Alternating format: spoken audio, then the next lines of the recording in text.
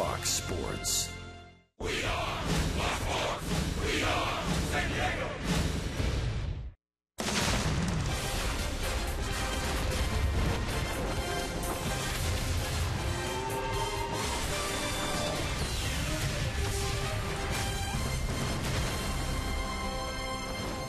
Big night for a couple of guys named Will last night in Phoenix. You may have heard a 6-5 victory over the Diamondbacks. Both Will Myers and Will Venable a hit shy of the cycle.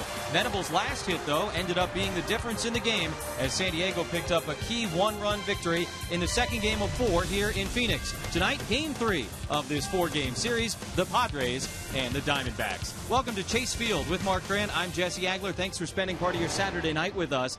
Hey, that was fun last night. Both Wills got it going. Myers out of the leadoff spot, playing first base as a starter for the first time in his big league career. Great night. You know the old baseball song, "Put me in, coach, I'm ready to play," John Fogerty? That's Will Myers. I mean, this kid is energetic. Put me in to play center field. He is the center fielder, but it was almost like the coach went up to Will Myers and said, "Hey, kid, guess what? You're going to play first base." He is ready to play. So he stretches on the throw from Amarista. The routine grounder, yeah, you expect him to do that, but he's so athletic. He does so many things well. And at the bat, he's swinging the hot bat. And it's just a double combination of Will Myers going over there at first base. Bud Black feels very comfortable to this kid. Look at how much fun he's having out there. His teammates are giving him a hard time. Good-spirited, loving on the bench. Look at him. He's talking to somebody. He's ready to swing that shillelagh again tonight. Triple shy of the cycle for Will Myers. Will Venable, another big night for him as well. A double shy of the cycle. You know, the amazing thing about Will Venable is it was only his 5th start, and it was a few days before his last start. So Will's taking huge opportunities. When they knock, he is answering that door. 1 hit shy of the cycle. 8 total bases, and using the whole field. Pulling the ball to right, going to left. And that last hit you talked about, the game winner, it was a 97-mile-an-hour fastball, a single in the 7th. Prior to that, he entered game hitless, previous 16 at-bats. Will Venable taking huge advantage of that opportunity last night. So it was good to see Will swinging the hot shillelagh as well. That was the big story last night. Tonight, Chase Anderson will be on the mound for Arizona against Tyson Ross. When we come back to Phoenix on this May 9th, we take a look back at Tony Gwynn. Mark Grant has a tribute to Tony on what would have been his 55th birthday. We remember and think about Mr. Padre when we come back.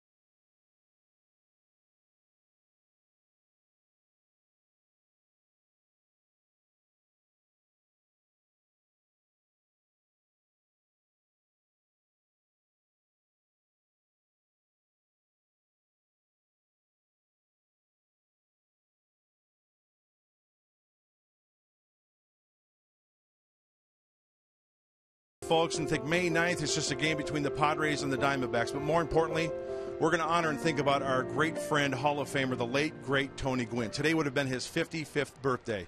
It's been almost 1 year since the passing of the Hall of Famer, and he touched so many people's lives in San Diego and throughout the world of baseball. So on this day, May 9th, 2015, we honor the great, number 19, Tony Gwynn. Happy birthday, Tony.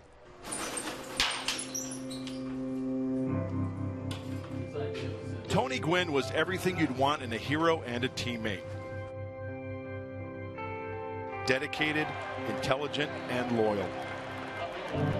For 20 seasons, he shared his passion for the game of baseball with us in San Diego. He will always be Mr. Padre. I'm proud as heck to be a San Diego Padre. I played for one team. I played in one town. Today we say thank you, Tony. Thank you for the memories, the smiles, and the joy you brought to our beloved city. San Diego loves you, Tony, and misses you very much. And we will forever be grateful that you were a part of our lives then, now, and forever.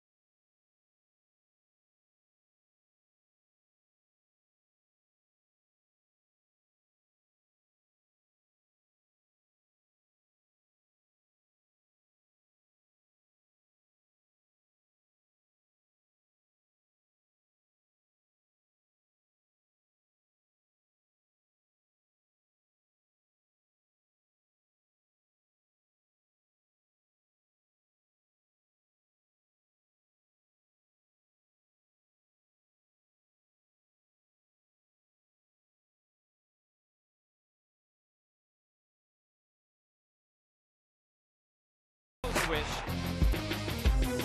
That one well up to right field. Will Venable with his third home run of the season.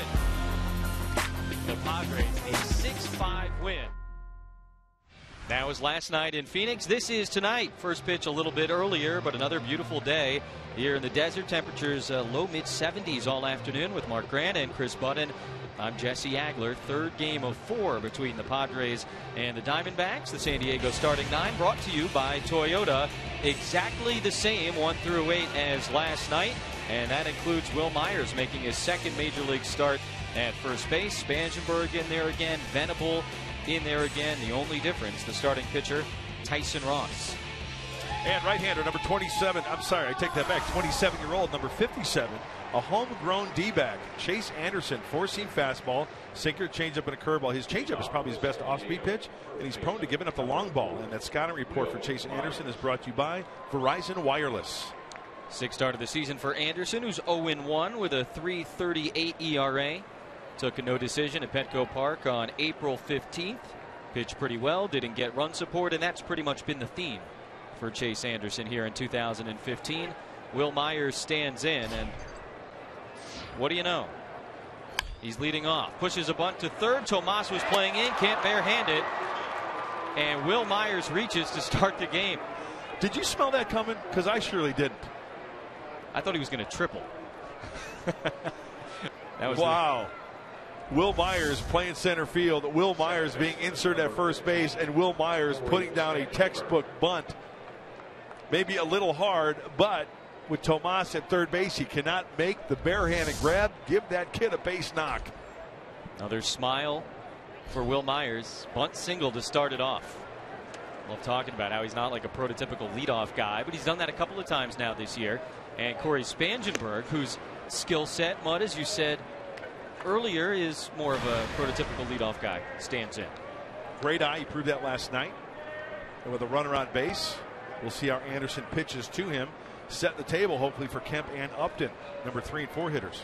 4 walks and a triple, and Spangenberg stings this one into right center field. Pollock was a little slow getting over. Myers will easily go first to third, and the Padres are in business right out of the chute against Chase Anderson. I love singles, but I love first to third action. Run around first, and Corey Spangenberg taking advantage of a two-seamer down and over the plate. Fastball hunting early. Look at you, beat the shift as well. Hey, they shifted the outfield, right? Pollock was on the shortstop side of second base. He has to go all the way over that way, enabling Will Myers to go from first to third. Good looking swing. So Myers on third base, Spangenberg on first. We've seen a lot of smiles so far. Matt Kemp, 288 with that 1 home run in Chicago, 19 RBIs, one of which came last night. Great numbers in his career against Chase Anderson, albeit in a smaller sample size, and he takes strike 1, a 91-mile-per-hour fastball. Padres in the first inning this year put up a lot of runs. Anderson has been really good in the first inning, unlike last night's starter, Jeremy Hellickson. Check on Spangenberg over at first base. So this is a battle of the two positives, right? Anderson pitching well in the first, and the Padres scoring in the first inning. Kemp has faced Anderson 9 times. He's got 4 hits, including a home run and a double. Runner goes, and Kemp lines it to left field. Peralta came in. Now he's got to go back, and he makes the over-the-shoulder catch. Myers will tag and score as Spangenberg has to scamper back. A sacrifice fly from Matt Kemp. He's driven in runs each of the last 2 nights, and the Padres on the board here in the first. Padres swinging early. The bunt by Will Myers early. Spangenberg first pitch. Kemp squares that one up. He'll take that sac fly. And how close was it from going over Peralta's head? Catches it in the webbing. That's a nice swing though by Matt Kemp. A little bit ugly in left field from Peralta, but he recovered. Saw Pollock kind of get a tough read on Spangenberg's base hit up the middle as well. Maybe something to watch tonight. Justin Upton with a runner on first and 1 away. Hopefully Anderson can make more mistakes. That 0-1 pitch down, but over the heart of the plate, and Matt Kemp barreling that one up. Seen a lot of early swings against Chase Anderson so far, and Upton takes as the fastball was down 1-0. Upton singled twice against Anderson back in April. He's also homered against him.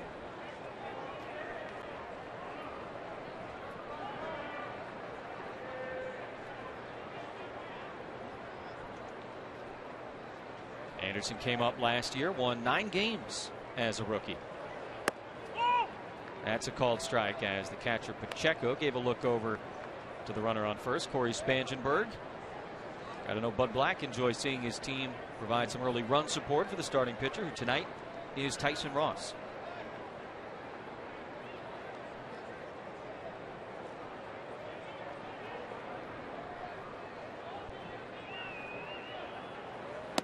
On 2-0, the fastball misses low. 3 balls and no strikes to Justin Upton. The book on Chase Anderson is he will throw his fastball, try to hit the corners of the plate as Yangervis Solarte waits on deck to set up his changeup. His changeup is his second best pitch. Upton swinging 3-0, and he fouls it off the other way. Pretty straight fastball also from Chase Anderson. Doesn't have a lot of run to it. Doesn't have two-seam action to it. So if he catches a lot of the plate, that could spell trouble with these Padre hitters.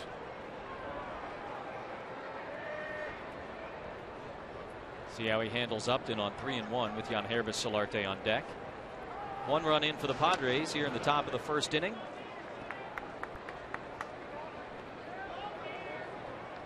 Spangenberg stole a base last night.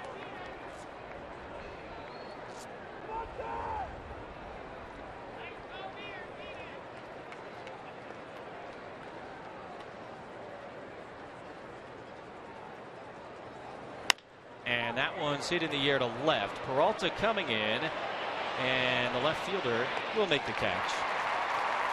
That's out number 2 here in the top of the first inning as we take a look at the Arizona defense here on this Saturday night.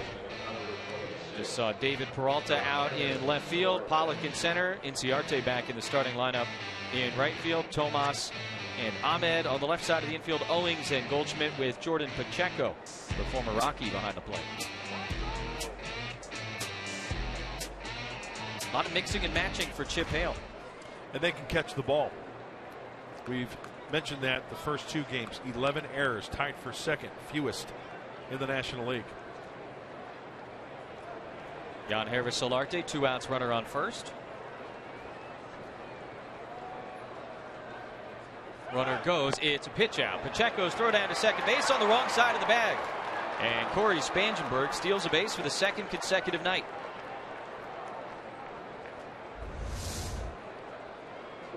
Diamondbacks smelling steel.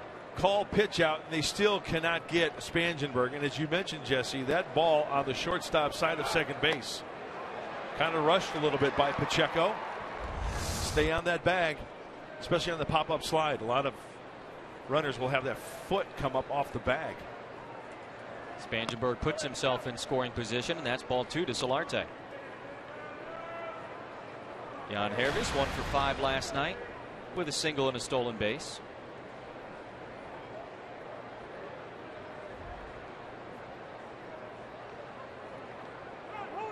Time called at the plate.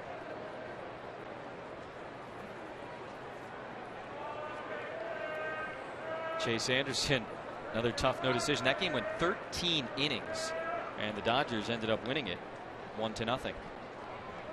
He's been that guy on their staff. There's a strike, 2-1. Every staff has one. Yeah. There's always one pitcher that gets the short end of the stick. You don't get any love. He's allowed 3 or fewer runs in 4 out of his 5 starts, and he doesn't have a win. Mentioned that he's been good in the first inning. Padres got 1 off him so far, looking for more as Solarte grounds that to the right side. Goldschmidt has it. He takes it himself, and that's out number 3 here in the first. The Padres, though, get one on a sac fly from Matt Kemp.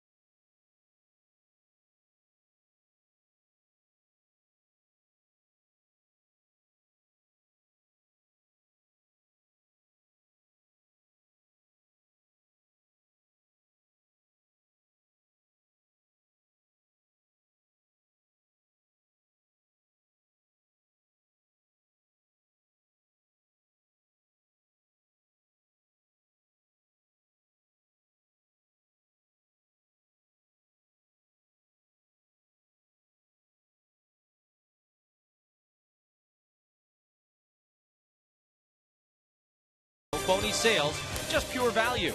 By Petco, what we feed them matters. And by Sony, the leader of 4K Ultra HD. Copper Square, downtown Phoenix, Chase Field. Third game of a 4-game series on Tony Gwynn's birthday. We see him everywhere we go. Ender Inciarte leading off. Diamondbacks lineup brought to you by Hyundai. Saw Inciarte in the first game of this series. He took last night off. Paul Goldschmidt, of course, in there once again. Ahmed back in the starting lineup. Pacheco, first start of the series. Mentioned that Chip Hale moves his pieces around quite a bit when it comes to starting. Inciarte, really nice numbers against the Padres, and he takes strike one from Tyson Ross, who's making his 7th start of the season. Good overall numbers for Inciarte as well. In his last 13 games against the Padres, hitting about .350. That is good. 0-2. 5th road start for Tyson Ross this season. Yeah, let's see if he can make an adjustment. Strike one is always a big key for any starter, especially Tyson Ross. He can do so many things. Hey, we know about the slider, which is coming here, but let's keep an eye on the changeup today as he falls off to the left side a little bit on that pitch. Fastball, 2-seamer, 4-seamer, slider, and changeup from Tyson Ross. Believe it or not, he has better command of the 2-seam fastball than the 4-seamer. That's a 2-seamer, and it's strike 3 called.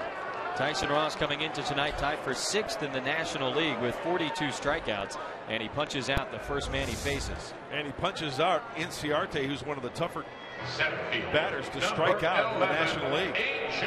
One strikeout almost every 14 at-bats. 3rd hardest as he gets the 2-seamer on the inside corner. Nice pitch. Pollock, the center fielder, last night 2 for 5, home run, single, strikeout. Takes a slider in the dirt, 1-0.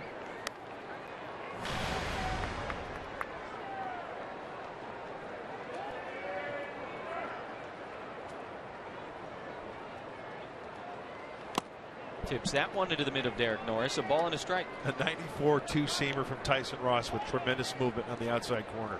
Filthy. Boy, if he could get that release point down today, he's going to have a good night in the big leagues. Pollock hits that one on the ground. Solarte charging at 3rd. 2 away. Take a look at the Padres defense. Markets brought to you by your San Diego County Ford dealers. Exactly the same as last night. Will Venable in center. Myers at 1st. Spangenberg at 2nd. Solarte at 3rd. Buddy Black going with what worked in a 6-5 victory last night.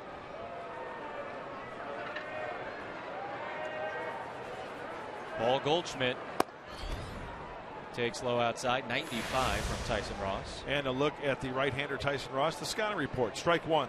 We saw that the first hitter. Quick innings, command of the fastball, so he can expand that strike zone later with the slider. Just outside. 2-0 to Goldschmidt, who has homered in 3 consecutive games. He's touched Tyson a couple of times. And that one misses. 3-0. Pitching carefully to the dangerous Arizona first baseman. Threw him a 2-0 slider there to go 3-0.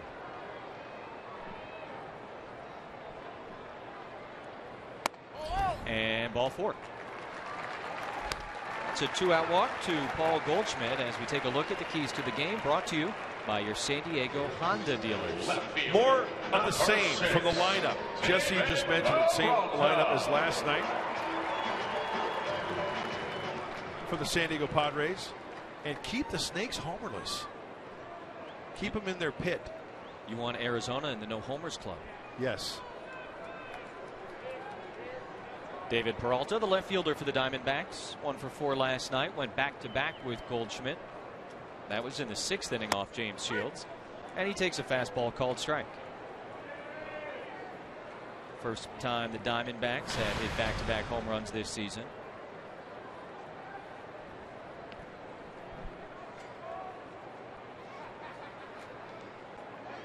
Throw over to first base. No surprise, Padres once again shifting a little bit on Peralta. All the talk about Myers and his night at the plate last night. More than held his own defensively over at first base. Runner goes, and the pitch is hit in the air down the left field line, but foul.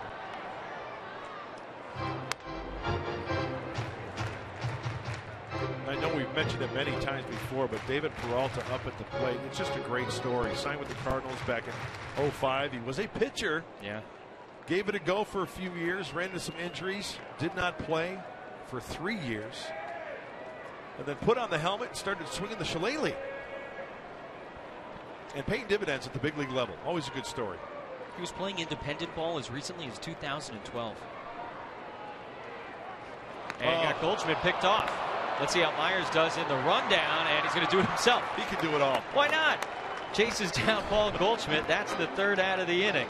We've played one in Phoenix. All smiles from Will Myers. Padres a 1-0 lead.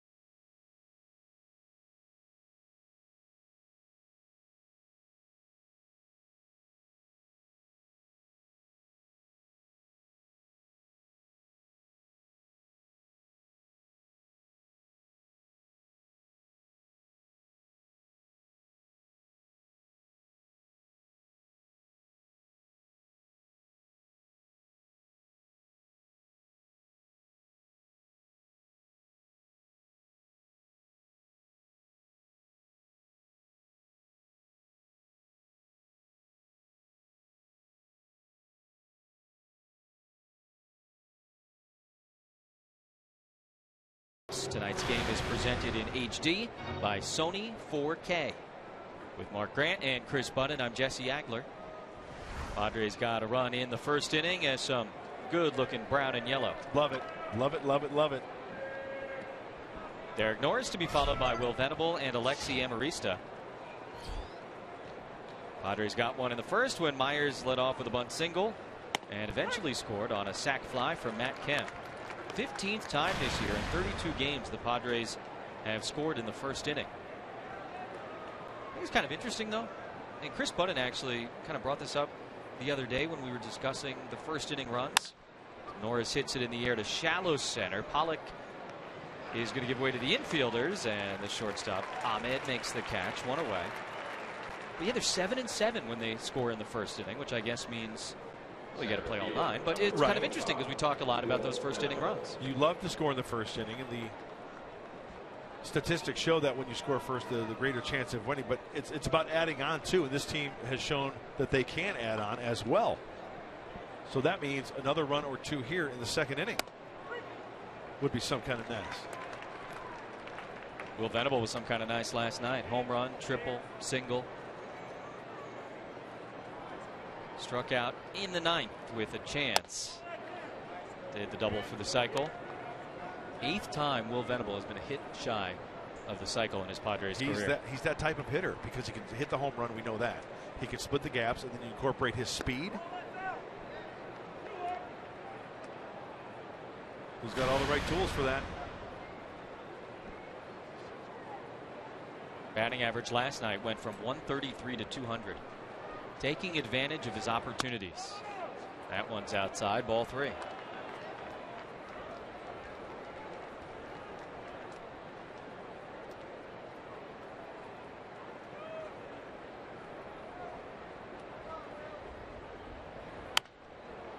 Fouls that one back. 3-2.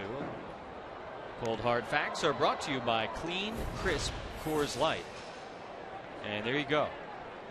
Most games a hit shy of the cycle. Will Venable up there with some other big time names in Padre history.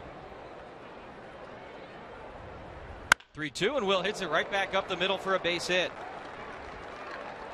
The hot swinging continues for the Padres center fielder. Talk about clean, crisp sound. Off the bat, listen to this. Oh.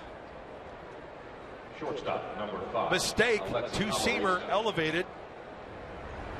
There's that sound. Very nice, Will Venable. Hitting a mistake. That's what you like to see.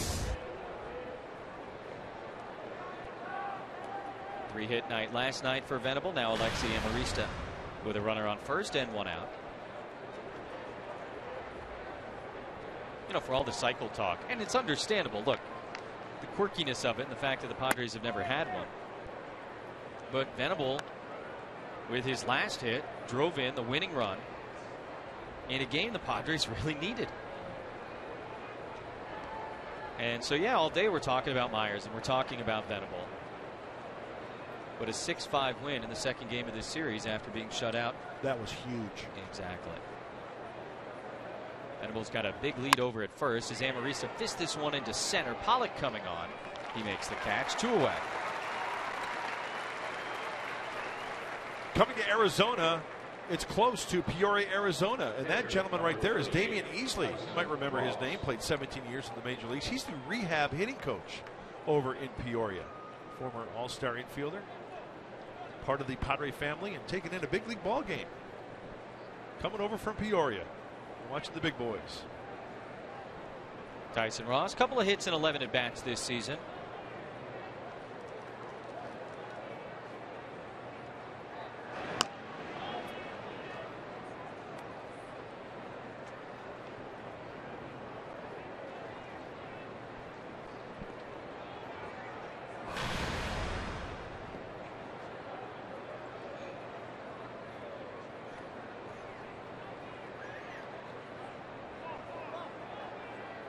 And Anderson paying all kinds of attention to Venable at first base.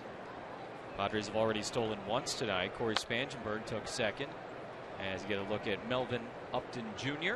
also been working out at that Peoria complex. And I'm sure working with Damian Easley, who we just showed, the rehab hitting coach. Tyson takes outside. Sounds like, by the way, could be getting closer and closer to a rehab assignment for Melvin Upton Jr. That's good news. Saw Tim Fedorovich down in the clubhouse as well. He's working hard over there in Peoria, working with Damian Easley.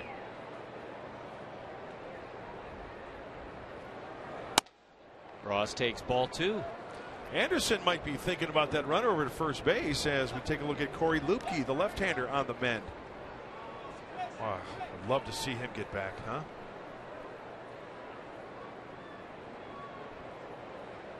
A mistake to Tyson Ross could spell trouble as well. On 2-0. Delivers the inside corner. Tyson's like, that's not my groove right there. No. Can be selective on 2-0. He wants to get those big arms extended. He knows he can wear out the right center field gap.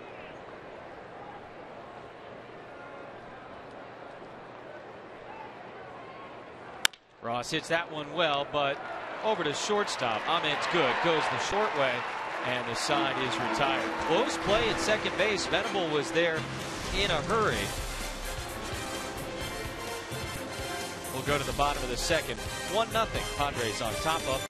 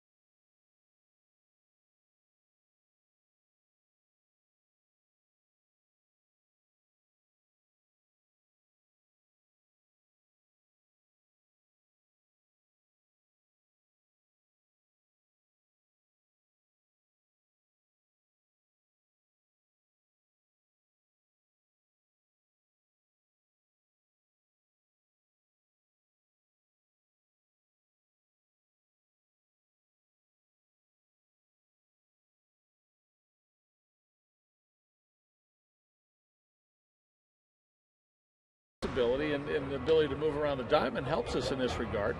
So I think it gets Venable in the lineup. You'll see some Almonte also.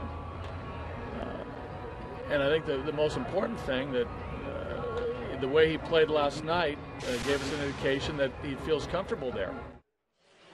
That is Bud Black talking about Will Myers' performance at first base last night. He told me today that, hey, we don't expect him to be perfect there. He's going to make some mistakes. That happens when you're learning a new position. But I love his enthusiasm, his willing to learn at any position. And someone asked him, how much did he work there during spring training? And he replied with, where didn't he work during spring training? He's a guy who wants to play, brings every glove. He brought his first base glove on this trip. So the youthfulness of Will Myers, we talk about it all the time, but the way that he laughs, the way that he goes about the game, that's what Buddy Black loves about him.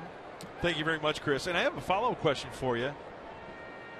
How have the guys been treating him in the dugout? They're close to the dugout, that first base position. They give him a hard time over there? That's what I love. They can lean over. You're so close to where he is. They lean over every time a ball hit his way yesterday. Guys were ribbing him all night long. He loves it, though. He likes the attention. Thank you, Chris. How long is that going to last? How long until this just becomes normal, assuming he's going to be playing there most days? I think with Will Myers and his type of personality, those guys are never going to let up. And I love it. And he loves it. Peralta was at the plate when Paul Goldschmidt was picked off by Tyson Ross and Will Myers to end the first inning. That was a nasty slider we just saw right there from Tyson Ross. It was another first for Will Myers, getting in that rundown situation, playing first base. Just used his speed to chase Goldschmidt down. Topper foul at the plate.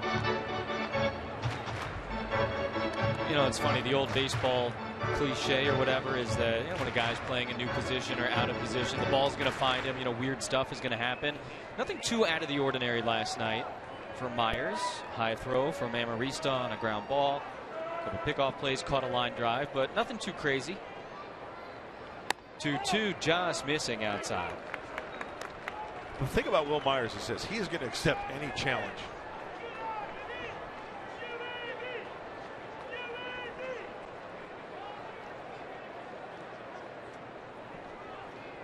(3-2) to Peralta, ground ball to the right side. That's Solarte playing all the way near second. He makes the throw. One gone.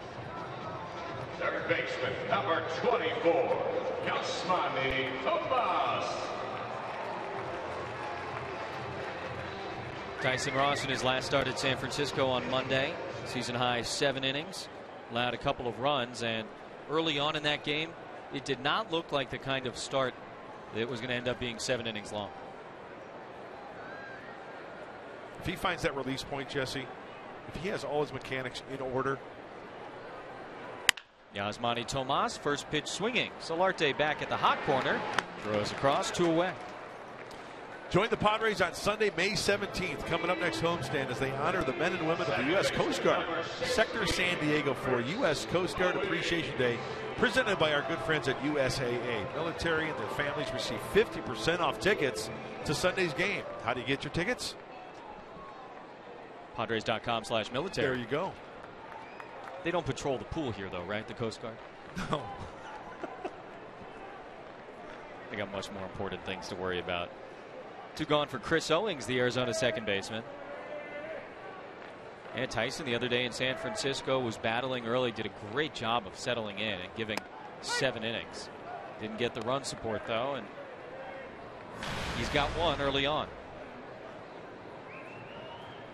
Owings started at second base in the first game of this series. Shortstop last night, back at second this evening. And here's a chance for Will Myers. Up against the rail. He makes the catch. No big deal.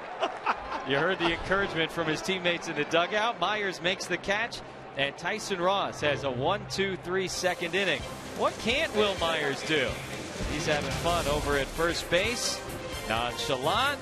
Checks how much room he's got. Makes the catch.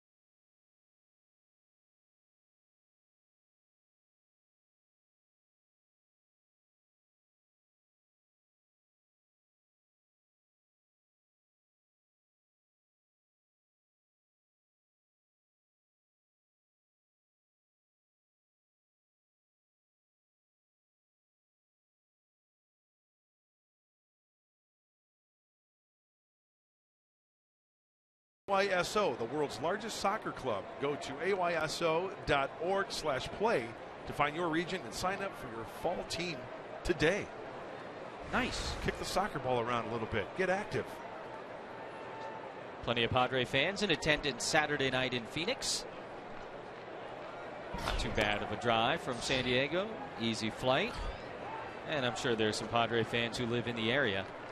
Will Myers made the nice catch to end the bottom of the second, and he'll lead off the top of the third. There's an A.J. Preller fan and a Trevor Hoffman fan with the number 51 hat.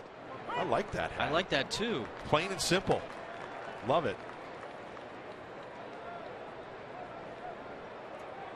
It's a little bit minimalist. It's just kind of a straightforward thing.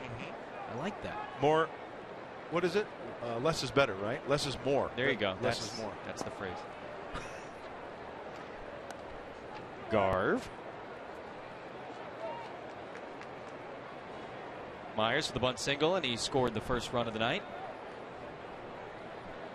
He and Spangenberg each had hits to lead the game off against Chase Anderson. Leading off again this inning, and now 2-2. The 2-1 breaking ball. Anderson pitching backwards. Here's the curveball from Anderson. Get up on top, 2-1, and Will Myers wasn't expecting it, so. Now a 2-2, and he fouls this one back off of Pacheco. Saw Derek Norris take a tough one earlier this series. Now the Arizona catcher gets one off the shoulder. Oh. Listen to this. Oh.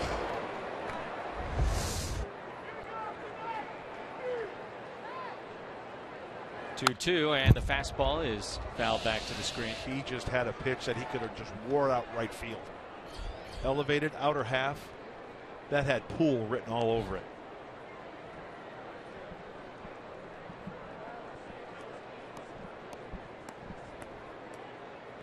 Myers, couple of hits against Anderson back in April. 1 for 1 tonight.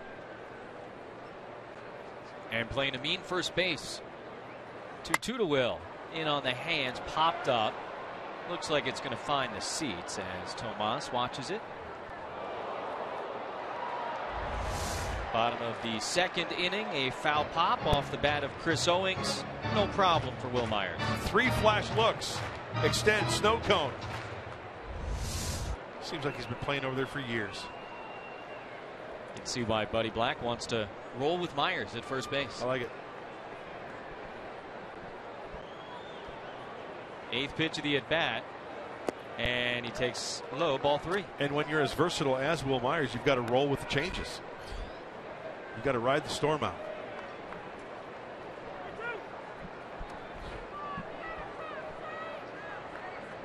Going to talk about Will Myers, some of the other Padre hitters in the bottom of this inning. Mark Kotze, first-year hitting coach, is going to join us live from the Padre dugout. It's pretty cool. 3-2, Myers pops it up.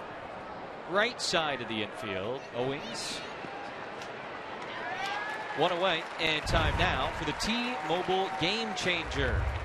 Corey Spangenberg coming up. Last 5 games, he's been all kinds of nice. Very selective at the plate. A triple, 2 runs scored last night. Last 5 games, hitting well over 300. And more Friar faithful taken in a big league ball game. Social sparklers with a loved one rooting on the Pods. Spangenberg singled to center field his first time up, also stole second base. Takes a mighty hack there and fouls it back. He's got some pop too.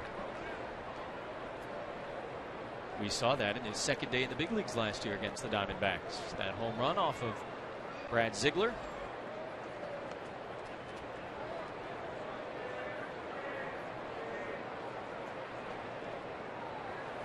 Hits that one well to center field. Pollock is going back, and he'll make the catch.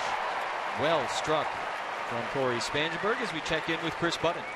Well, Mark Grant, you said you were hoping to see Corey Lubke out there soon, and you may just get your wish. I talked to him yesterday. He threw a bullpen yesterday, said everything feels good. And if no soreness creeps up, then next week he should start facing some hitters. He said he's been throwing both pins for about 3 to 4 weeks. You know, he went through Tommy John surgery in 2014 for the second time. Said this time much better than when he went through it the first time in 2012. So could face hitters as early as next week, Mark. Oh, that's great news, Chris. Thank you very much, because a healthy Corey Lukey could do wonders for the Padres. We saw when he was healthy early on, and to be left-handed, watch out. Another guy to just sort of keep in mind as this season goes along, and maybe an option somewhere down the line as Kemp rolls over and grounds this one to Ahmed.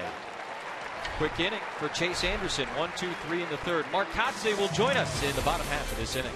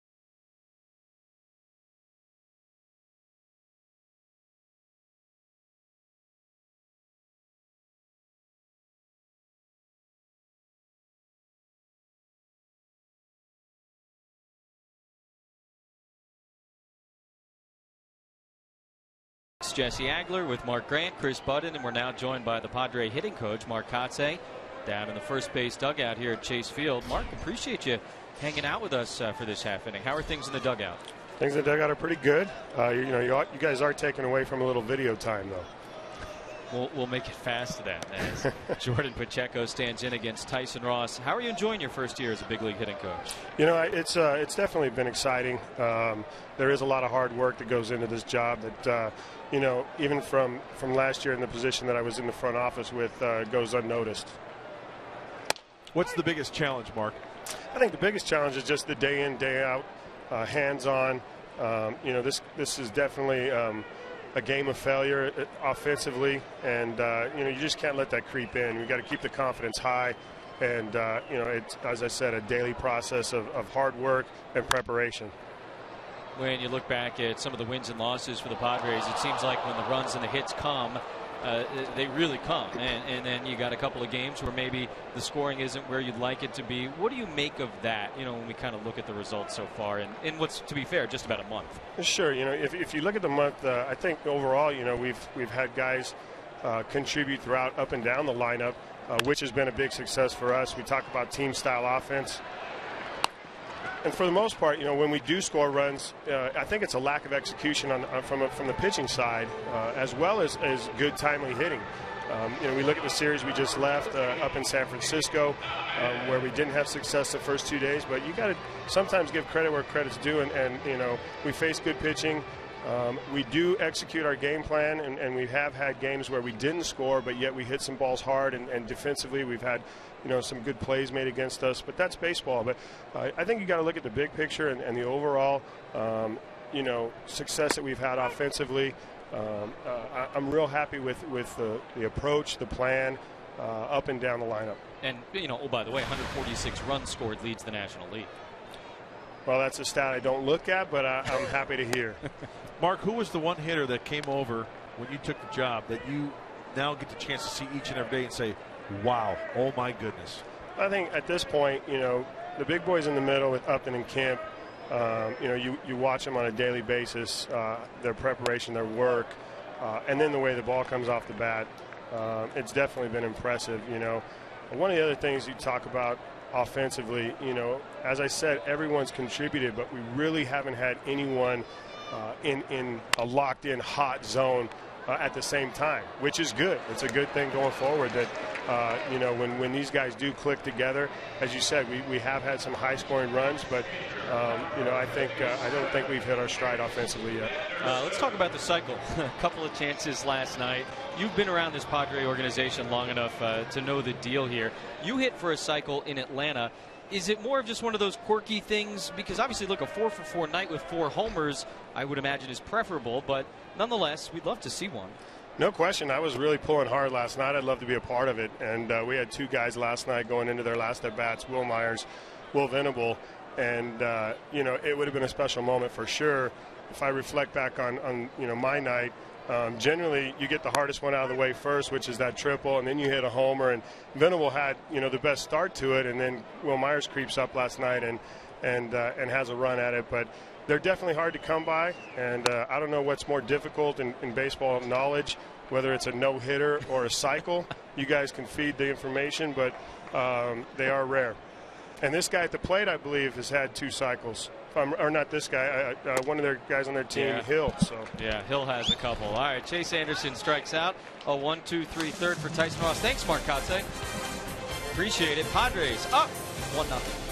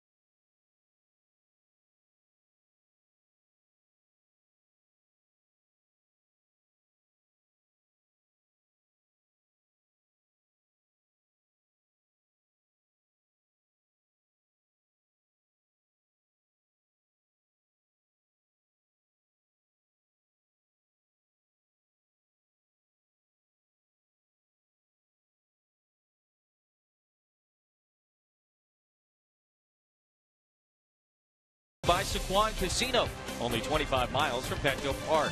And by Jack in the Box. Head to Jack in the Box for Jack's Blazing Chicken Sandwich. Padres a 1-0 lead on the Diamondbacks. Start of the 4th inning. Justin Upton, Yangervis Solarte, and Derek Norris coming to the plate against Chase Anderson. Big thank you to Mark Kotze for joining us in the bottom of the 3rd. That's good stuff. He's awesome. I mean, that guy's a cage rat. He and Alonzo Powell. That's what you want out of a hitting coach, a guy that wants to be in the batting cage with his guys. And back at Petco Park, you know, they've sort of redone that batting cage. I know Chris had a great report on it earlier this season, kind of a tribute to Tony Gwynn in there, and all of his great habits being talked about. Into shallow center, Ahmed, the shortstop, makes the catch. Upton is out, and 1 away. When we travel with this team and we get to the ballpark early, if it's not out on the field, you can hear the ball off the bat from the cage just off the clubhouse. And who's in there? whether it's soft toss or thrown to these hitters, Mark Kotsay, Alonzo Powell. These guys are great at their craft. Padres offensive numbers night and day from this point last year, although that should be no surprise with all of the changes made this season. But it's been fun watching them swing the bat as Solarte swings and pops it up on the left side. Ahmed, 2 away. A lot of early swings from these Friars this evening here in Arizona. Trying to jump all over that Chase Anderson fastball. And why not? He's not overpowering. He's going to touch 91, maybe. So if you get it, hard of the plate, outer third, inner third, I say go to hacking. Bunch of pop-ups for a guy that usually gets a bunch of ground balls. 8 at-bats already for the pitcher Anderson of 2 or fewer pitches. See if Derek Norris takes. He does, and pitches just inside. Norris popped up to Nick Ahmed. His first time up, he's 0 for 1.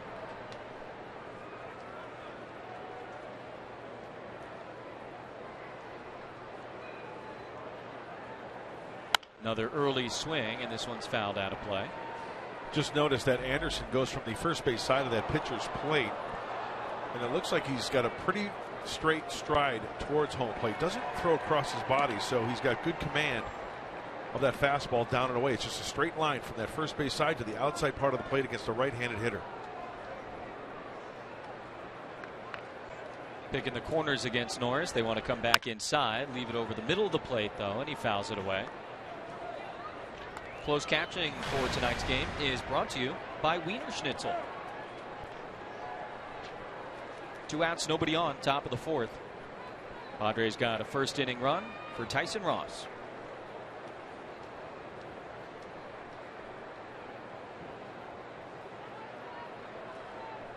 One, 2, and he reaches down, hits it in the air to center. Pollock coming in, and he's not going to get there. 2-out single for Derek Norris. Tough pitch to hit, and he lines it into center field. Looked like a breaking ball out of the hand of Anderson. Center fielder Will Venable. Mark Kotsay and Alonzo Powell probably smiling on the bench after that hit. Kept the hands back just long enough, kind of felt for this one. Definitely a ball. And Derek Norris adding to his daytime batting average going into this game in the National League, 8th in the National League with a 360 day. I'm calling this a day because the sun is shining. Not considered a day game? I don't think so, no. Sorry. Can't give him a little bit of love because the sun's still shining? Daytime batting average is great, but this is officially and technically a night game. Venable loves hitting here. 14 for his last 28. That doesn't even include the first inning single. Well, even though it's a night game, then it's a good stat to know that tomorrow, if Derek Norris is catching, he hits 360 during day games. We'll file that one away and can open up the drawer tomorrow if he's in the lineup. But it is a day game after a night game, and Correct. He's a catcher, so that's no sure thing. There's one of the nice changeups from Chase Anderson. Haven't seen many of those this evening. Good arm action. He throws his fastball to set up his changeup. Had a Venable 0-2. Shook off Pacheco a couple of times.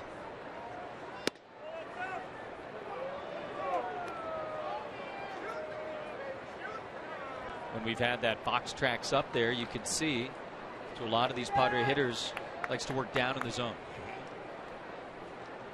In and out, but mostly down. Right.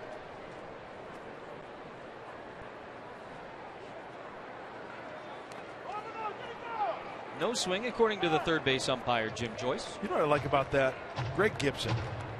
Immediately, ball in the dirt, check swing, no hesitation. He's concentrating on the pitch. He immediately appeals down to Jim Joyce. Watch how quickly this happens. Ball in the dirt, check swing. No. Did he go? And Jim Joyce says no. That should be how it is every time. Absolutely. And you might start seeing more of that. Runner goes on 2-2. Pacheco's throw down, not in time. Derek Norris steals second base. That's his first steal of the season. Padres have gotten Pacheco a couple of times tonight. The element of surprise, catcher Derek Norris. Regular leg kick, a good pitch for Pacheco to handle, and a short hop. Kind of worked underneath that one a little bit, didn't stay on top of it. Catcher position's been an issue for the D-backs this year. Gozawish had the great game a couple of nights ago, but neither he nor Pacheco provides a ton offensively. Could one of the tools of the trade of Derek Norris be the wheels? First time we've seen him. Of the Padre catcher? Hey, but we've seen him hustle, on ground balls, beat out, play at first base, so he can run a little. Nice job there. 3-2 to Venable is low. Ball 4.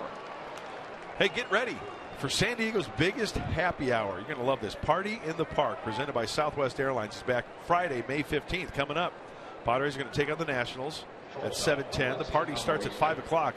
Features $5 food and $5 drinks. Don't miss the assortment of Maui Jim sunglasses and the Shellback Rum Man Cave. Get your tickets at Padres.com/partay.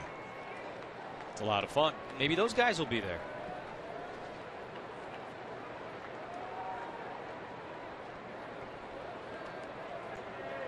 It's a good dad. Helping with the ponytail. Yeah. Trying to, at least. Hey, A for effort, Dad. Alexi Amarista with 2 outs, runners on first and second. Amarista flew out to center field his first time up. He's 0 for 1. Well, we've got to take advantage of that. 2 quick outs, pop-ups, and then the single and a walk. Pacheco out to have a chat with Anderson, maybe going over the signs, series of signs. First sign after 2, last sign. Every pitcher's different. Whatever you feel comfortable with, let your catcher know.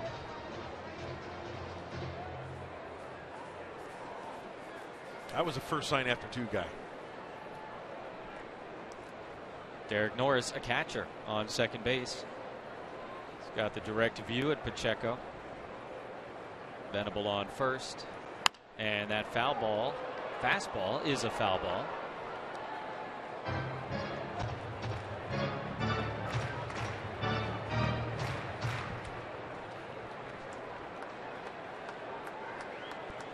Actually trying to get it back going offensively again in the last game against the Giants in San Francisco on Wednesday. He had 3 hits, drove in a couple of runs. Look out. Though he likes the ball inside, maybe just not, up by the face. I don't know how many hitters do like that fastball up by the face, but watch him turn in. Fastball in, turn in, get away, and hit the deck if you need to. Now will he go soft away? Fastball away?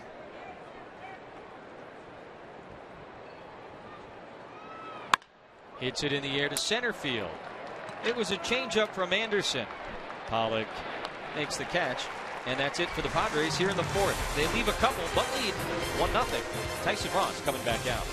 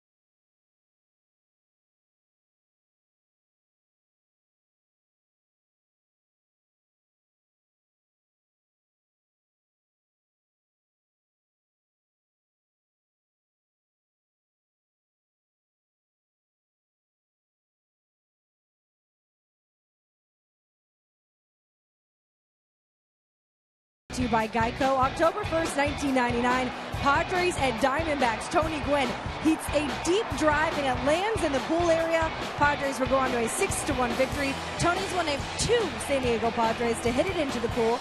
Scott Harrison is the other in 2008.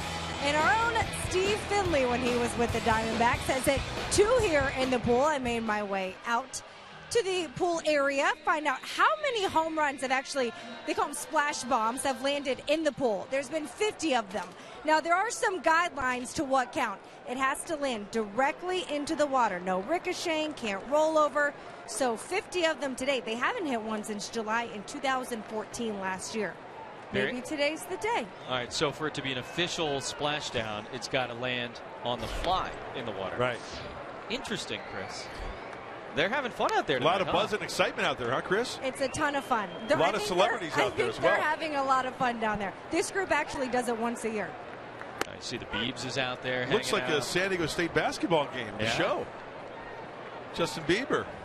There's Bieber, Bruce Jenner, Miley Cyrus. They all came out to Chase Field today. They wanted to see the Padres. Ball to strike to Inciarte out to left field. Upton tracking it. And he makes the catch right at the edge of the track.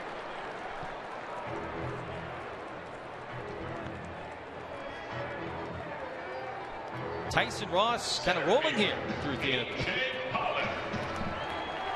Hey, he's locked in. He's got that release point down. The slider's biting. These Padre fans want to see a Padre victory.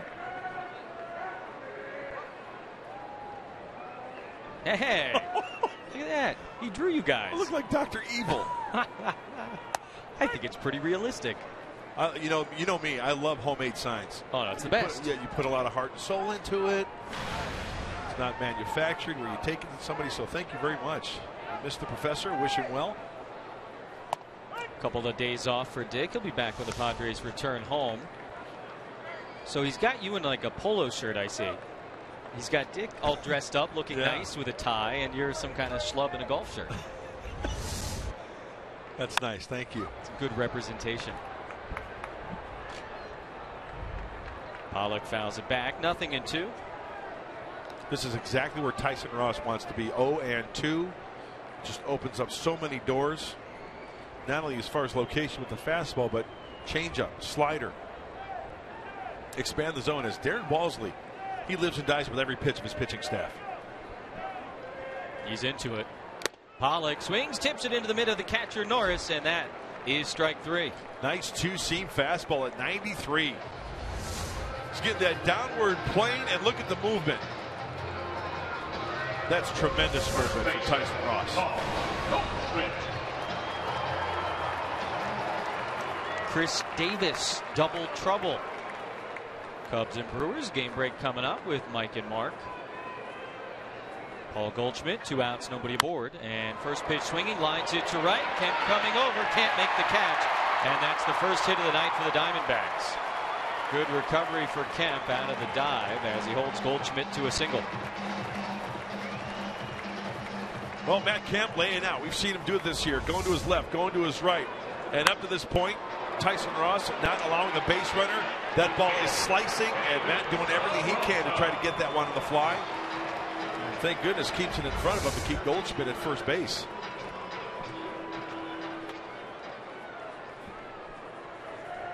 So 2 outs and a runner on first, and the Diamondbacks, and we've seen it firsthand, best team in the National League in these situations.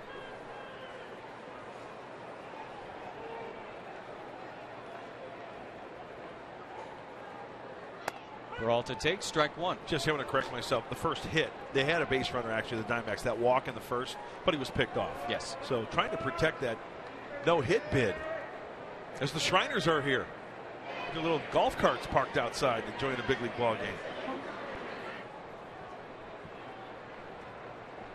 Peralta 0 for 1 with a ground out, takes a big swing and a miss. 0-2.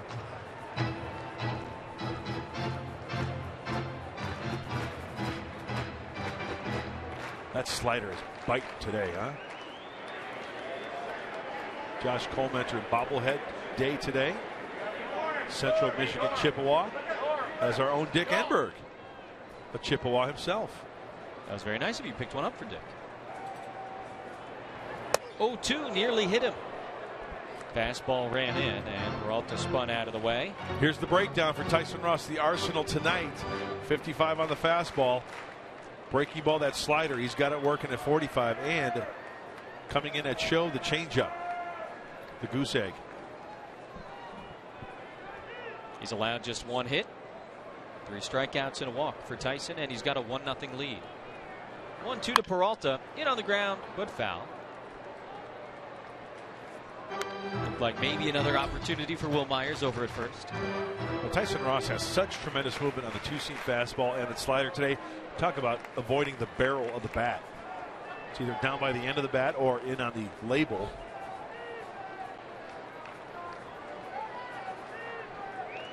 Mark Trumbo started the first 2 games of this series.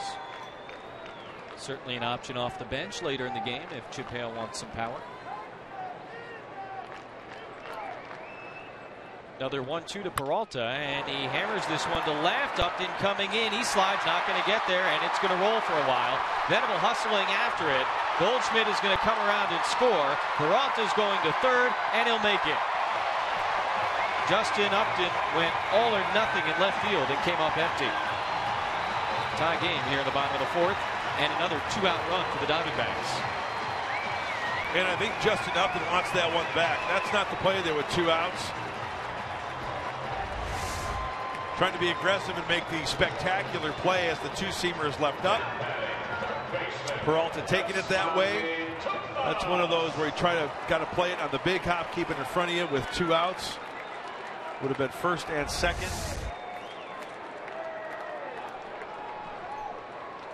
RBI triple for David Peralta, and we're knotted at 1. Third baseman Yasmani Tomas.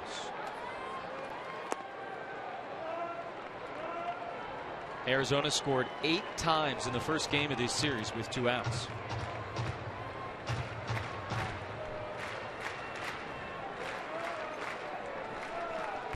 Goldschmidt singled and a Peralta triple.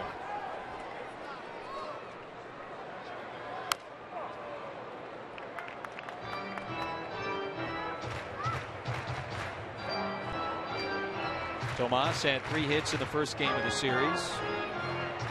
That was against Odrisamer Despaigne and the Padre bullpen. Arizona took that game 11-0. Padres bounced back to win last night 6-5. James Shields improved to 4-0. Big nights for Myers and Venable and Spangenberg. And here we are tied at 1 in the 4th inning.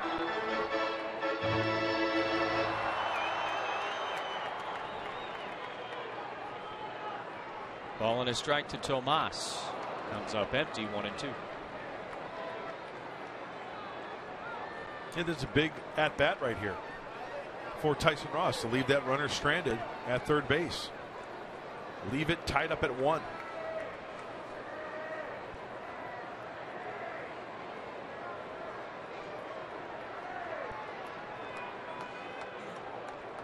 The 51st pitch of the night from Tyson Ross is topped foul.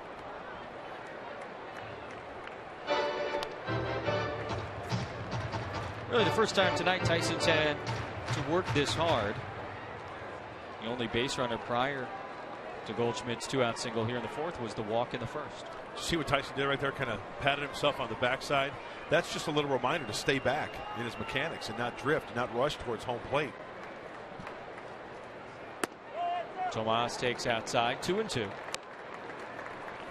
know, all those little reminders pitchers go through mechanically.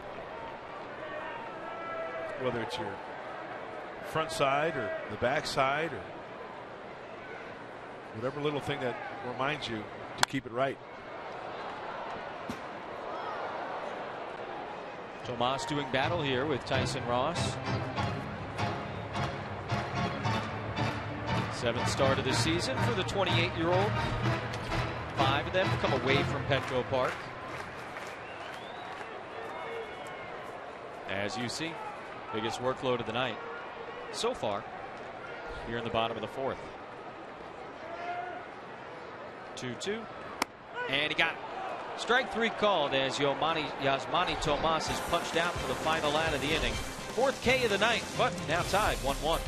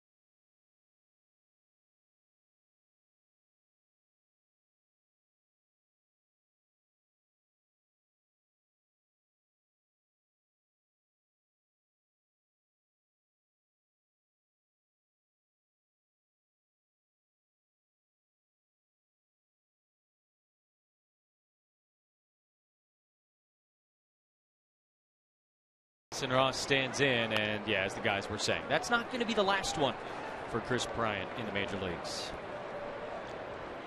Chase Anderson back to work, pitching in a tie game as Tyson swings and misses 1-1. Talented kid, Chris Bryant. Very talented, and a prince of a kid as well as Derek Norris, who's got the fingernails painted. So Tyson Ross, it's easier to see the signs. Tyson puts a charge into that one. Straightaway center field. Pollock is racing back, and he'll make the catch just in front of that overhang in dead center. Padre pitcher putting a charge into that one. He hit the ball hard the first time up. It was a ground ball to the shortstop, 5.5 hole. But the play was made at the force at second base on the 6-4. Tyson gets extended here. Had a good sound to it towards the deepest part of the yard for the out. Saw Steve Finley the last couple of days talking about that overhang in center field on both sides of the batter's eye and how that can be tricky. Tyson just missed putting it there as Myers fouls off the first pitch. And just to the left and the right of straightaway center field, those overhangs can be a little bit tricky. Interesting dimensions here at Chase Field. I know you want to be different, but why make it like that? I think that's too quirky. I can understand if it's a ballpark built back in 1908 or whatever. But you've got one chance to make a ballpark unique, and to have it like that, I think that's just a little bit too much. Just one man's opinion. I bet you hate the hill in Houston then. Popped up behind the plate.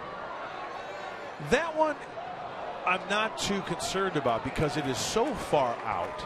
We've seen some great plays made on that hill. The flagpoles are in play. Yeah. So that in itself is unique. I think if I had to choose one or the other, I would choose the hill over the quirkiness of center field here in Copper Square. I love the hill. Love the hill in Houston, but it seems like it's falling out of favor with a lot of people these days. Tal's Hill. Tal Smith, the former general manager and president and everything else with the Houston Astros organization. the dad of Randy Smith of the San Diego Padres. 1-2 to Myers, and it's down the right field line. That's a fair ball, probably extra bases. Myers has his second hit of the night, racing for second. Throw comes in, not in time. Now it gets away, and Myers going to try for 3, and he'll get there. What a couple of nights for Wil Myers. Hit it just past Goldschmidt down the right field line, and he ends up on third base. Second baseman, Corey Spangenberg. Hey, don't look now, but Wil Myers is halfway to the cycle. He's got a single, now he has a double. Paul Goldschmidt playing way off the line. And what does that tell you? He's taking a pitch and trying not to do too much, playing pepper in between Goldschmidt and the bag. The double pop-up slide, he sees daylight, and there's the free 90 feet. So the Padres have the go-ahead run 90 feet away with 1 out here in the 5th. Watch him just flick that ball, hit down on it inside the bag. Inciarte's got a gun. Did that hit Will on the fly? Might have. Infield's going to come in for Arizona. Spangenberg takes in the dirt, and a nice stop by Pacheco behind the plate. How about last night and tonight so far? Myers and Spangenberg, 8 for 11, 4 extra base hits, 4 walks, 4 runs. Table setters. I like it. We mentioned that in the pregame show. Prophetic. Spangenberg lines that one foul. You talked about in the pregame, right? Those 3 S's that Spangenberg brings. Trying to supply some offense now here as well. Singled and stole a base in the first inning. Lined out to left field last time up. Fly ball here would give the Padres the lead. Nice fan catch. Oh! Barehanded with a drink in the left hand. Snares it.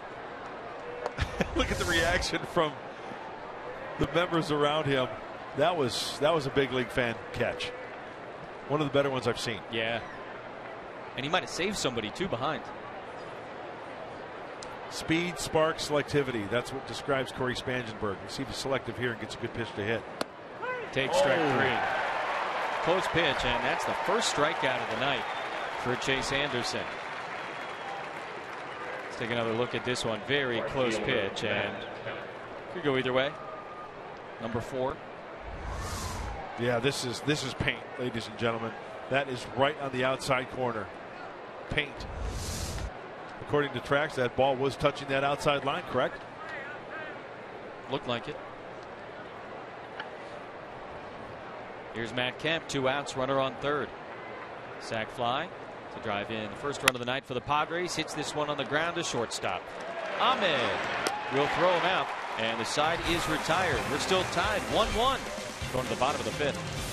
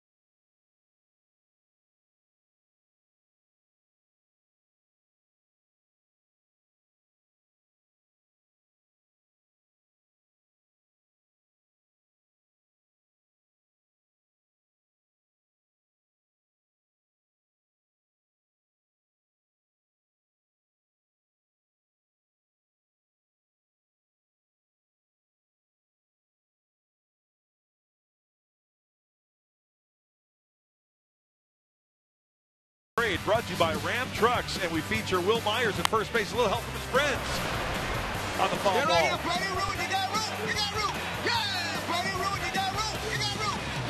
Jose Valentin, first base coach, helping out Will Myers, and the high five all the way around in the Padres dugout. Hard hold back the smiles for Will Myers playing first base.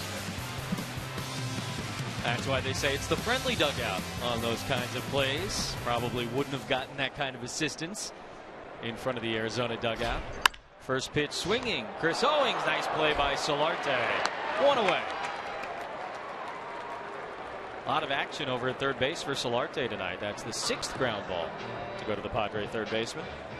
And when a pitcher has the two-seam fastball working and a slider that's down to the zone, a lot of the times those right-handed hitters, if they're on that pitch, they will beat it into the ground and pull it. Hence the ground balls, and a lot of work over there for Yangervis Solarte. Tyson Ross back to work after allowing a run in the 4th inning. Couple of 2-out hits for the Diamondbacks. Single from Goldschmidt, triple from Peralta. Got Arizona on the board. Catcher Pacheco takes strike 1. Busy night for Solarte. This is a nice play. Times the jump perfectly, and you can see Amarista going over there to back up just in case. Plenty of time to gather himself and fire a strike across the diamond. To the big fella, Will Myers. And that's past Amarista into left field. First hit of the night for Pacheco. 1-out single. As a pitcher, you'll take those grounders. Sometimes they find the hole. Sometimes they're right in the glove of the defender. Work for another one right here and get a double play.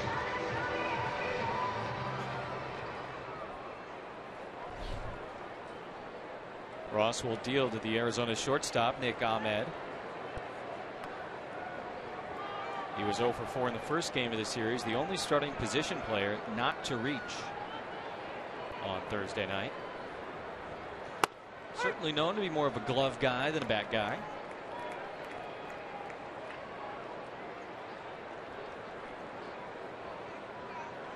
Chip Hale flashing signs to third base coach Andy Green.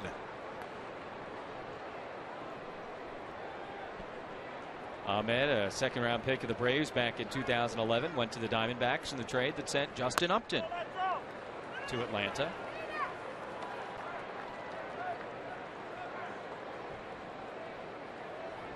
Love those connections around baseball. It's always neat, right? Abraham Almonte in the Padre dugout tonight, recalled from AAA El Paso, was once traded for Sean Kelly, who's in the bullpen for San Diego. James Shields, Will Myers traded for one another, now teammates. Ahmed won the starting shortstop job in spring training. He hit much better than expected during Cactus League play, but has struggled here in the first month of the season at the plate. Like you said, he can catch it just as good as anybody, or better.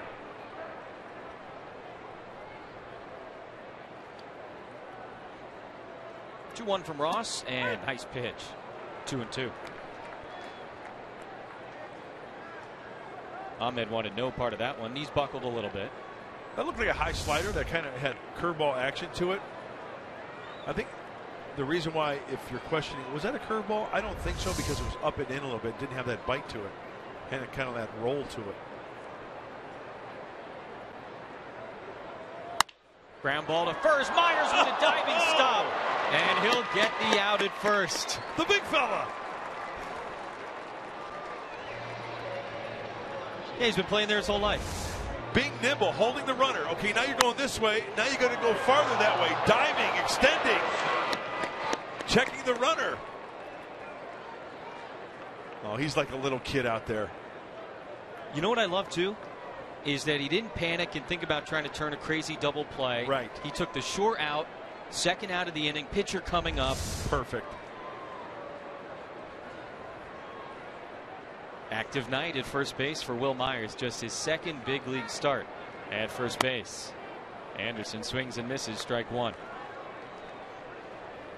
That's a great play. It is a good play. You're right. Hey, that's 1st and 3rd for the Diamondbacks if he doesn't get that. Anderson struck out his first time up. Bends away from a breaking ball. 1-1.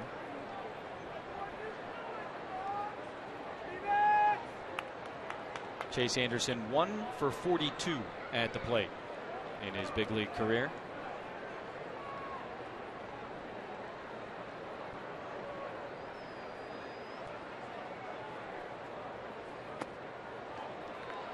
Tyson kind of pulled off that one. See how he kind of spun on his front leg a little bit, cutting himself short there. And that pitch being down out of the zone.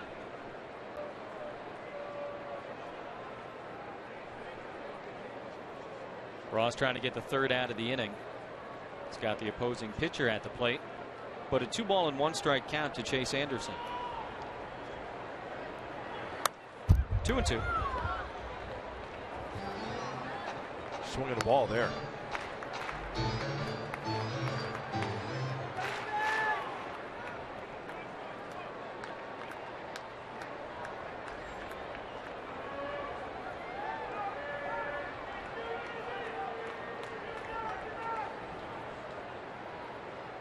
Ross trying to finish off the Diamondbacks here in the 5th, and that's a base hit up the middle. Venable coming over. They're going to wave Pacheco, and Arizona will take a 2-1 lead. First career RBI for Chase Anderson. Just his second big league hit, and another run for the Diamondbacks with 2 outs in an inning.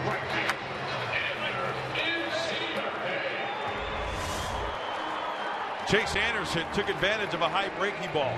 Boy, he got to that ball and stayed on top of it. That's a good looking swing. Tyson Ross missing with location on that pitch. He wanted it down and away. And Anderson, the pitcher for the D-backs, helping his own cause there by driving in a run. And gets the leadoff man Inciarte at the plate.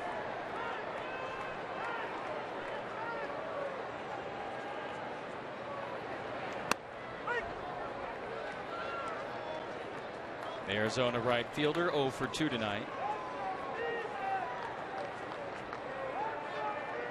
Diamondbacks were held in check for the first 3 innings. Scored once in the 4th, and they've taken the lead here in the 5th.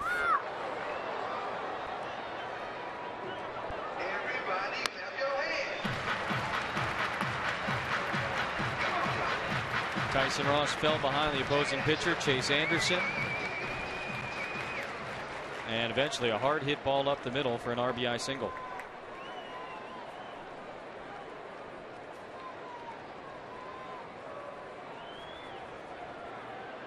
Oh, 2 to Inciarte down by the feet. Let's go back to that base hit with the runner rounding third, Will Venable. I thought there might have been a play there, but a little juggle there and there, and by that time Jordan Pacheco was rounding third base. The intent was, it looked like Will Venable was going to come up firing for a play at the plate.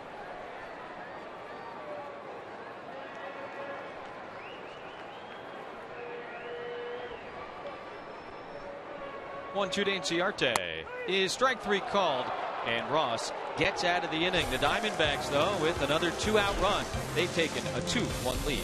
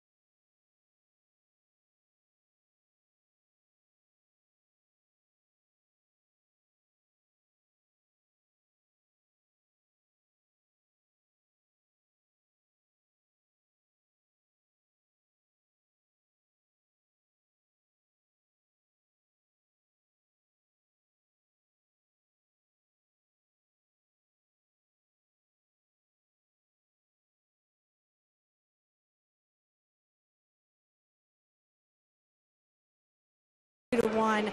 I am in what is formerly known as Uptown. This area out here in right field was named after Justin Upton, so that fans could come and cheer for their favorite player. Right above me was a big sign that said Uptown. Hits very well at this park. 406 hits, 69 home runs. And it would come of no surprise that he has one of the longest home runs in Chase Field history, right off the Friday's Front Row Grill. It didn't go actually inside the restaurant, but wouldn't that have been something? Eat some spinach artichoke dip and a Justin Upton home run ball lands in your dip. Yeah, how about that? But yeah, right there? 475 feet. Oof. Yeah, you're eating some fried mac and cheese all of a sudden. Waiter, Justin there's a Upton. baseball in my soup. Top of the sixth, Upton leading it off against Chase Anderson. Thank you, Chris Budden. Certainly the fans in San Diego have taken to him. Got the Upton funk thing going on at Petco Park, and you see the most career home runs in this building. Fox Sports San Diego's own Steve Finley on the list as Upton lines that one foul. I'd like to add to that list. Wouldn't be a bad time. Padres trailing for the first time tonight after the Arizona pitcher Chase Anderson came up with a 2-out RBI single in the bottom of the fifth.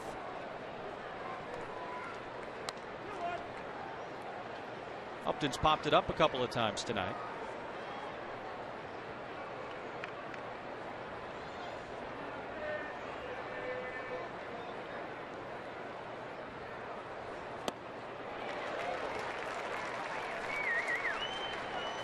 Changeup had him fooled. 2 balls and 2 strikes. You see Anderson up now at 75 pitches. And throwing that changeup behind in the count.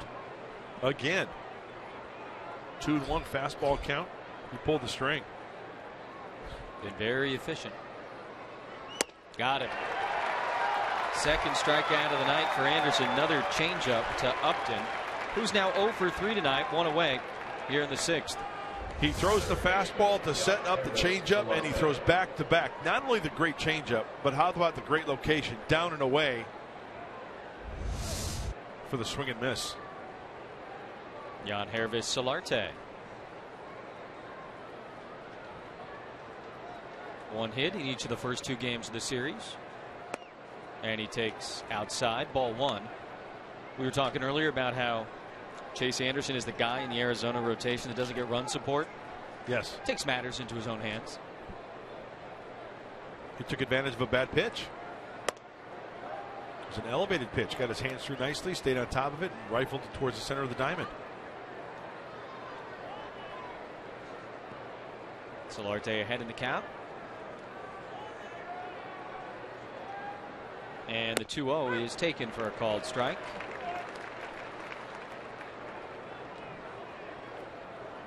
How many pitches tonight from Anderson have we seen right on one of the lines on Fox Tracks? Whether it's inside, outside, top, bottom. Consistently working the bottom part of the zone. Going up by design. Solarte hits that one in the air left field.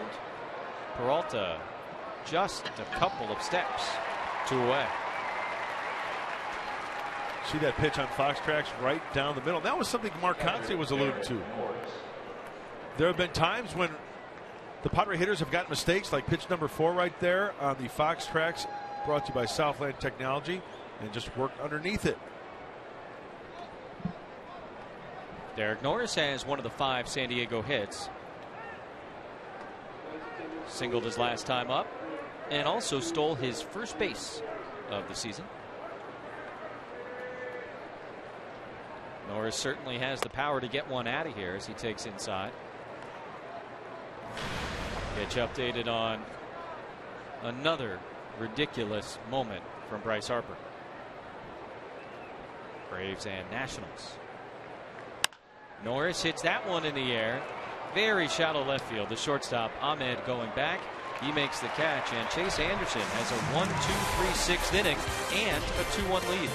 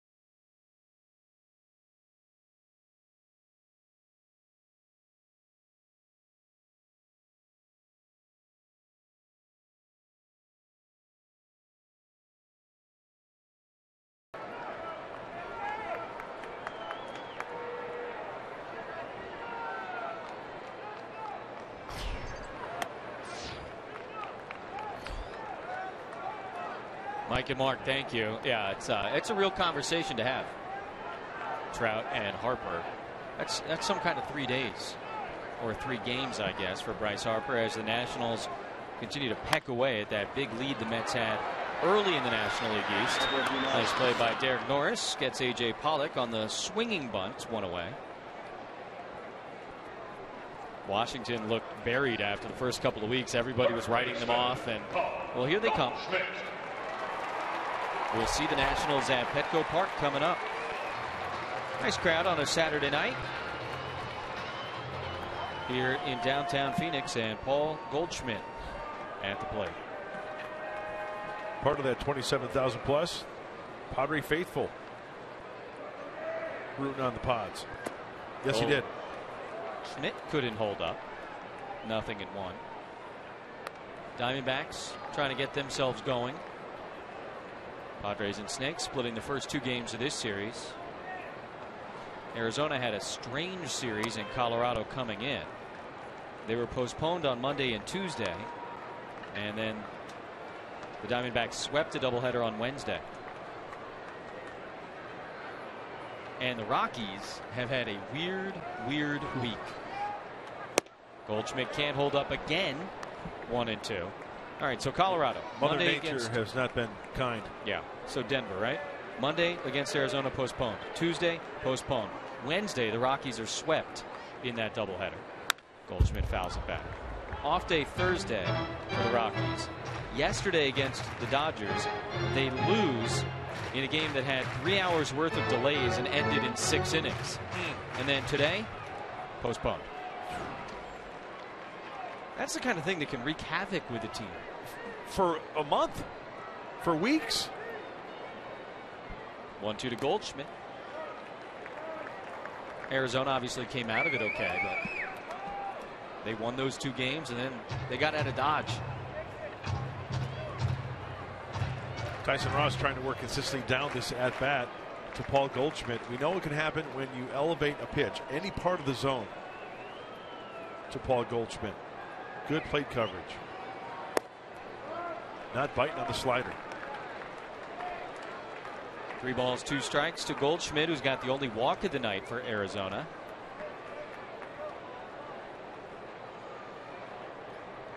Tyson Ross been in control much of the night. 3-2 to the man they call Goldie. Ball 4.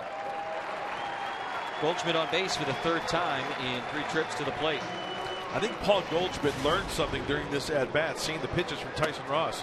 First pitch slider, look at the check swing. Fastball, there's the slider again. Okay, now after seeing it 2 times, he's quick to the fastball, fouls it off. There's another one. The slider, not biting on that one. The fastball, he'll take his walk. Goldschmidt, a 1-out base runner for Peralta, who tripled his last time up. Tied the game at 1 back in the 4th inning. Goldschmidt might be a big guy over there at first base, but don't be fooled. He can run. 6 steals, leads the team.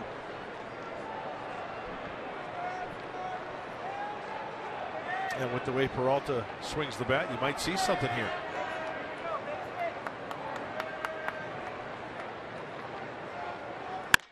Hits the ball well to left, and it will be foul. Strike 1.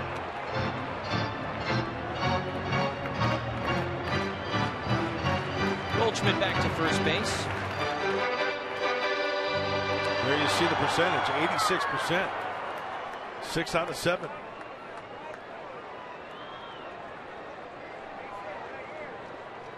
He had that 1 stolen base in the 1st inning.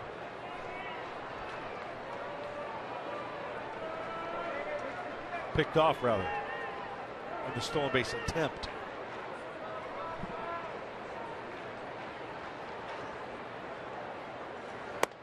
Peralta tried to check his swing. He did. 1-1. Yeah, Goldschmidt was picked off. They called it a caught stealing in the 1st. They had him in what could have been a rundown. Will Myers just did it on his own, chased him down from behind, tagged him out. That was the only base runner for the Diamondbacks in the first 3 innings. He goes again, and the pitch is fouled off at the plate. Peralta just got a piece, 1-2.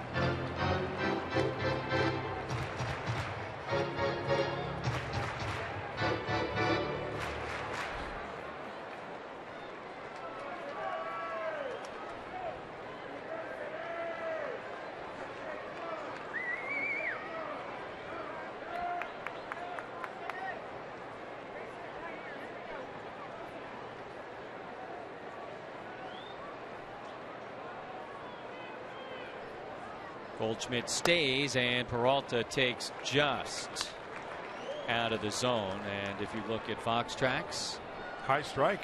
Yeah. Pitch 4. With that two-seam fastball, straightening him up and catching that high inside corner.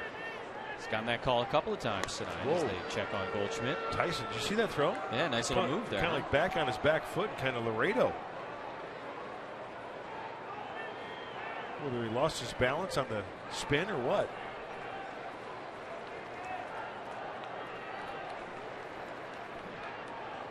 Goldschmidt goes. The 2-2 is grounded past Myers, but a nice job behind him by Spangenberg, who will not make a throw to third base. Goldschmidt just kept on running. Spangenberg backing up behind Myers, thought about making the long throw, thought better of it, and an infield single for David Peralta. Well, nice effort by Will Myers, extending and backing up Corey Spangenberg and not panicking. Not panicking at all. Sometimes the best play is the play you don't make. Corey's thinking when he gets this ball, maybe third base, but no. Okay, well then maybe Peralta's a little froggy at first base. Kind of make the turn, but not the case. Keep the double play in order. Runners on the corners, 1 out, and Yasmani Tomas.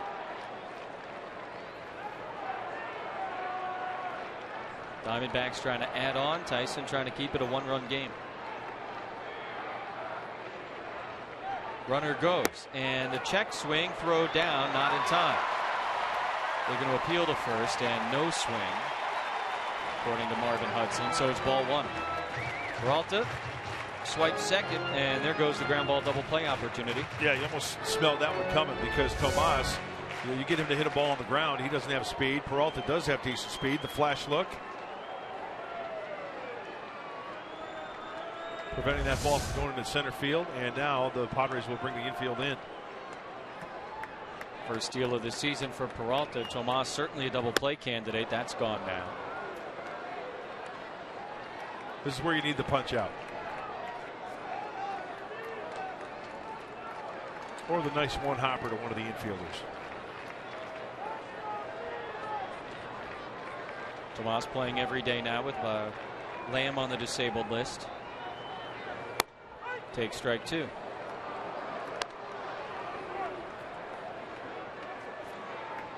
Nice located two-seam fastball.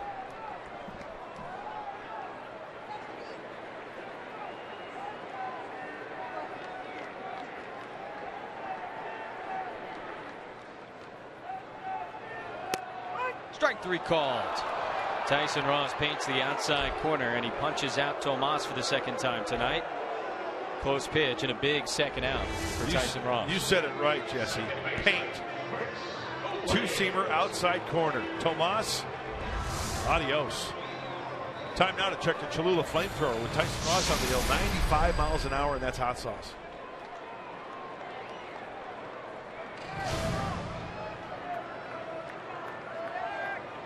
Ross gets the big strikeout. Now he gets Chris Owings with 2 away. Shows bunt. 5 of the 6 strikeouts for Tyson Ross this evening has been via the fastball. 1 on the slider. And that fastball is consistently 91 to 94. But he's got good two-seam movement to it. Tremendous two-seam movement.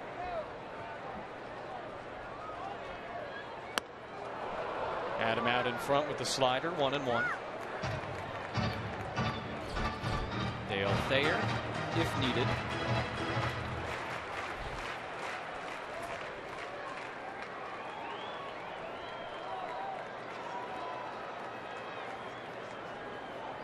The 6 strikeouts for Ross have been called strike 3s.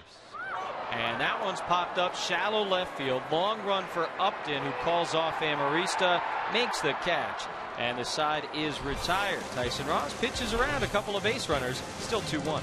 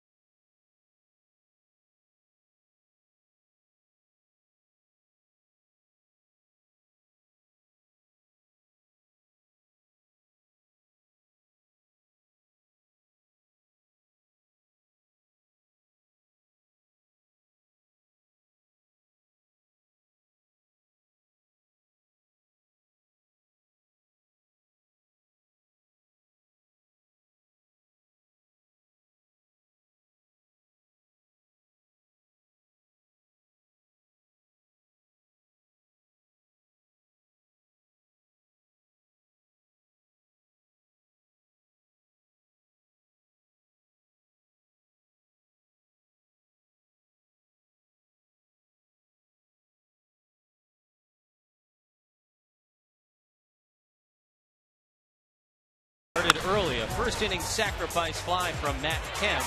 That brought Will Myers home, who led off the game with a bunt single. Diamondbacks, though, would tie it up in the fourth inning. That's a run-scoring triple for David Peralta. Made it 1-1. And then in the fifth, with 2 outs, the pitcher, Chase Anderson, collects his first career RBI. A single to Clayton Pacheco, giving the Diamondbacks a 2-1 lead, and that's where we are as we begin the 7th inning. Here in Phoenix, really solid night for Tyson Ross. Oh, he's locked in. He's making some good quality pitches. The other pitcher, as you mentioned, helping his own cause with that hit. Take the 2-1 lead. See if the Padres bats can do something here. Bottom of the order for San Diego. When you drive in as many as you allow as a pitcher, you're probably having a pretty good night. And he delivers ball 1 to Will Venable. Anderson has had run support problems this year. Doing his best to try and come up with his first victory of the season. 1-1 to Venable, who's been on board both times he's come to the plate.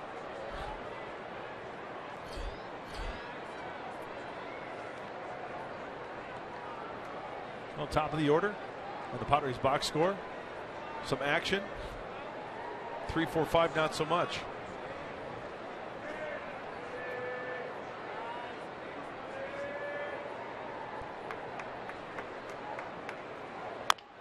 Venable rolls over on that one and hits it to Goldschmidt. That's the first out. Here in the 7th inning, as we take a look at the standings, Mark, here in the National League West, Dodgers setting the pace, and everyone else pretty much hanging around. At least the 3 bunched in the middle. Yeah, and then when you look at the series here against Arizona today and tomorrow, and then Seattle on the docket next in interleague play. Seattle winning 1 going into today. LA scoreless. The postponed game. Amarista, first pitch swinging, foul ball left side. Pennington, the new third baseman, coming over, and he makes the catch up against the wall. Cliff Pennington came on as a defensive replacement for Yasmani Tomas. Not to say Tomas couldn't have made that play, but obviously they feel Pennington more likely to do so.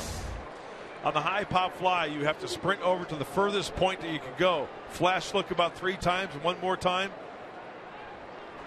with room to spare for Pennington.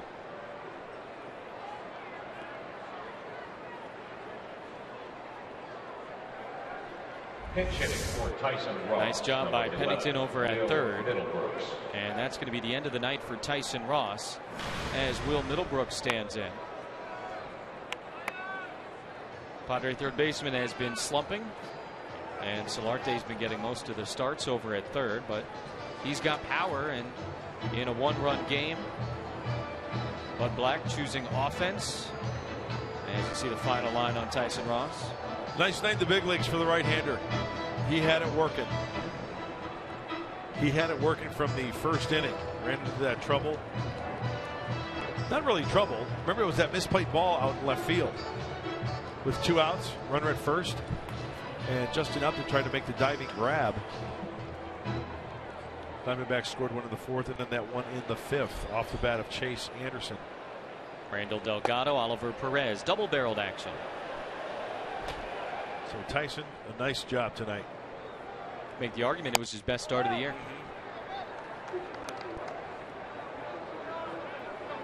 Ball and no strikes to Middlebrooks. Improvement. You love to see the improvement. Started the first 2 games of the Giant series. Haven't seen him since.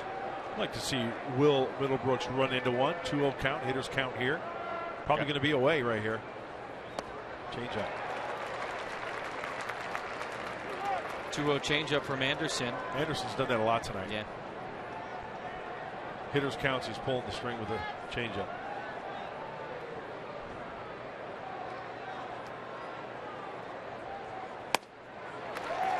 Goes back to the fastball. That was the pitch there.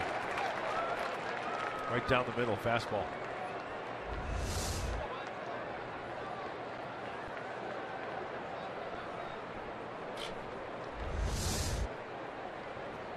Challenged him on 2-1. Now a 2-2 from Anderson to Middlebrooks. Outside, ball 3.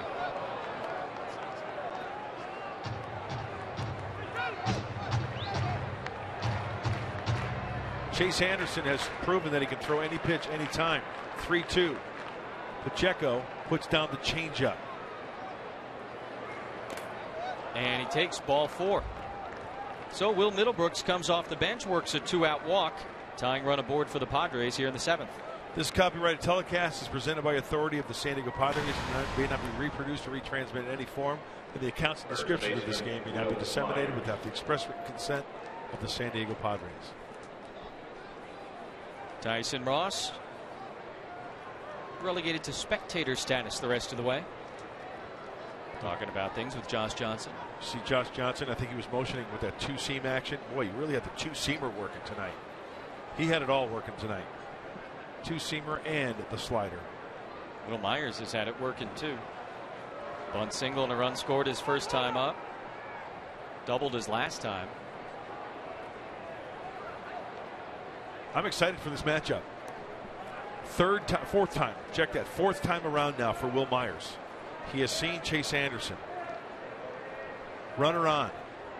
Chance to do some big time damage. First pitch swinging, and he lines it to right center. Pollock coming over, and he makes the catch. Myers gave us a moment. Pollock makes the catch. Anderson has pitched 7 strong.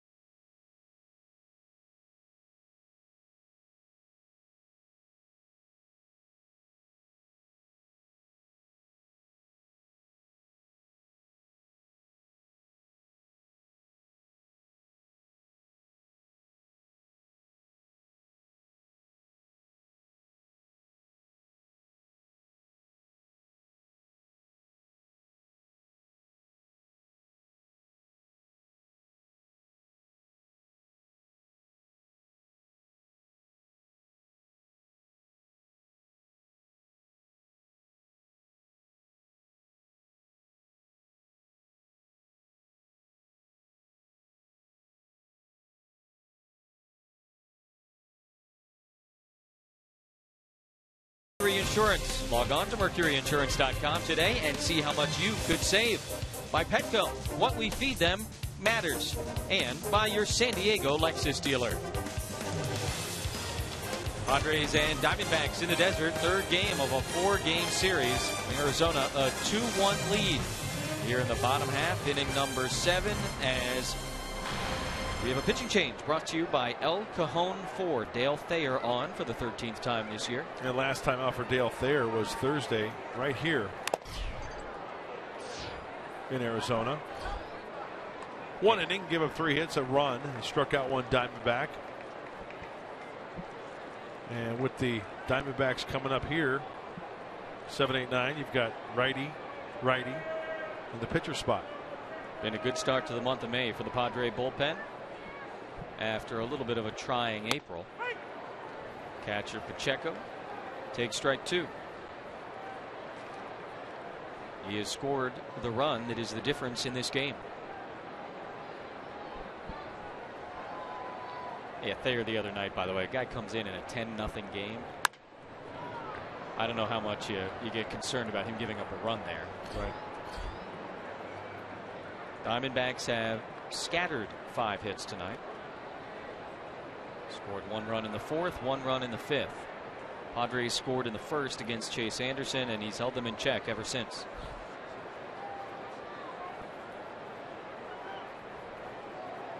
Oh, 2 to Pacheco. And he hits it down the right field line, but foul and out of play. Padres have had their chances against Anderson. Even a little bit. Top of this inning, 2-out walk by the pinch hitter Middlebrooks, and Will Myers hit the ball hard. And the one thing that stands out for me with Chase Anderson, even though there were hitter counts, he's throwing that changeup with some confidence. Pacheco again to right field.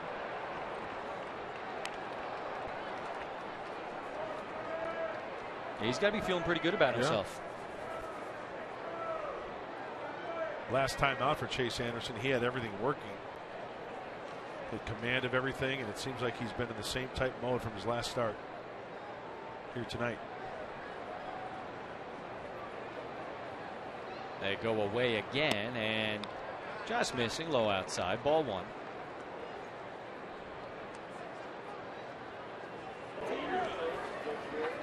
Those are good treats, especially in the desert. Frozen ice, snow cone. Not biting on the slider, down and away.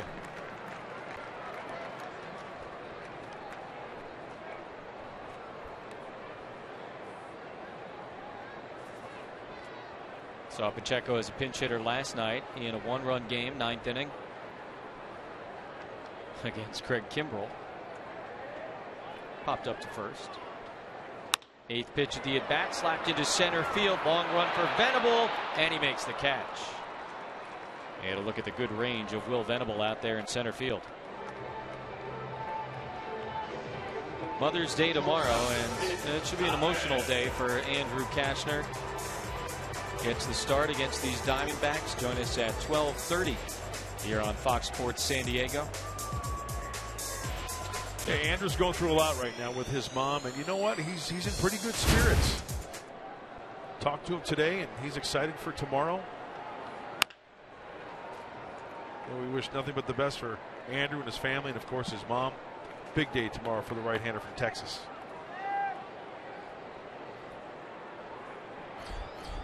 Frank Garces. Kevin Quackenbush over there as well.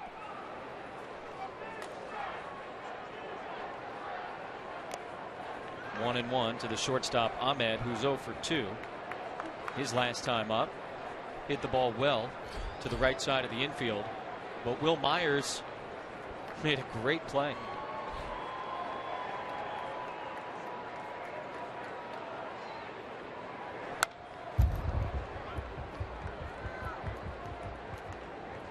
Pacheco in the 8-hole. Pitcher's spot is due up next, and Mark Trumbo has moved into the on-deck circle.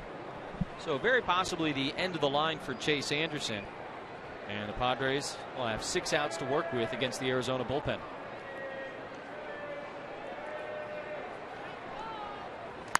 That one's hit well to left. Upton coming over, and he makes a running catch.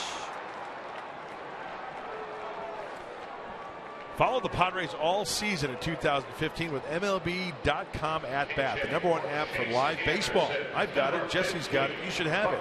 At Bat is up to the moment at any moment with in-game highlights, live look-ins, replay reviews, radio broadcasts, statcasts, and more. Get MLB.com At Bat for your smartphone or tablet. You can go on the app, go to the Padres site, look at the box score, and see the great line that Tyson Ross had tonight in his 6 innings of work. 4 home runs for Mark Trumbo, including 1 in the first game of this series. 0 for 4 last night with a couple of strikeouts. And he takes outside from Dale Thayer. 2 outs, nobody aboard, bottom of the 7th. Diamondbacks a 1-run lead. The difference in the ball game at the moment, an RBI single by the Diamondback pitcher Chase Anderson.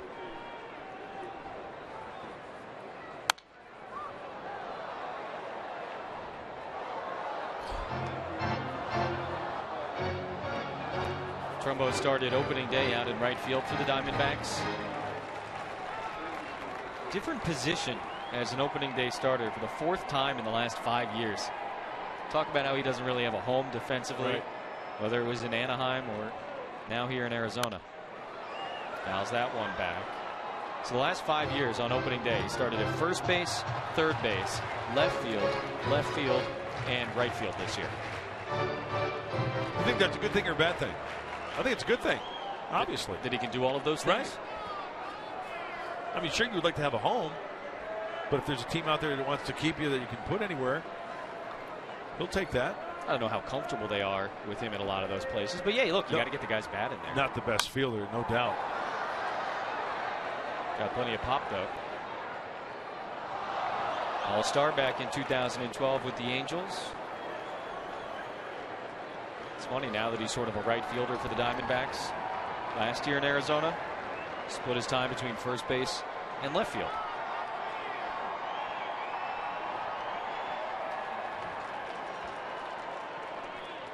One, two, just missing.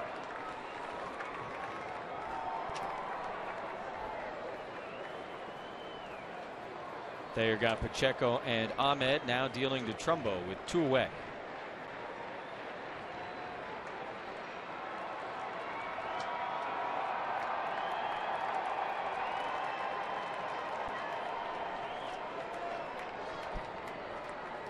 Dale Thayer's got to get those pitches down. You see pitch 2, 3, 4 up.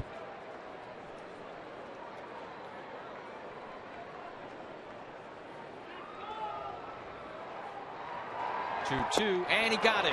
Dale Thayer strikes out pinch hitter Mark Trumbo, and he works a 1-2-3 7th inning. Padres are down 2-1 as we go to the 8th. It'll be Spangenberg and then Kemp and Upton. The big boppers coming up for the Padres, down a run as we go to the 8th.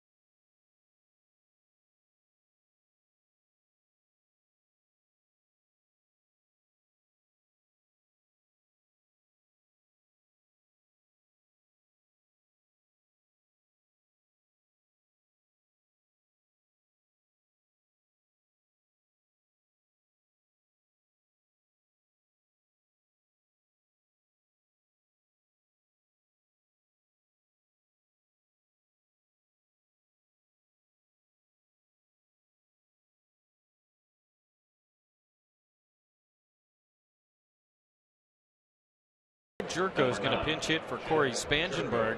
Chip Hale going to his bullpen, and he brings in the left-hander Oliver Perez.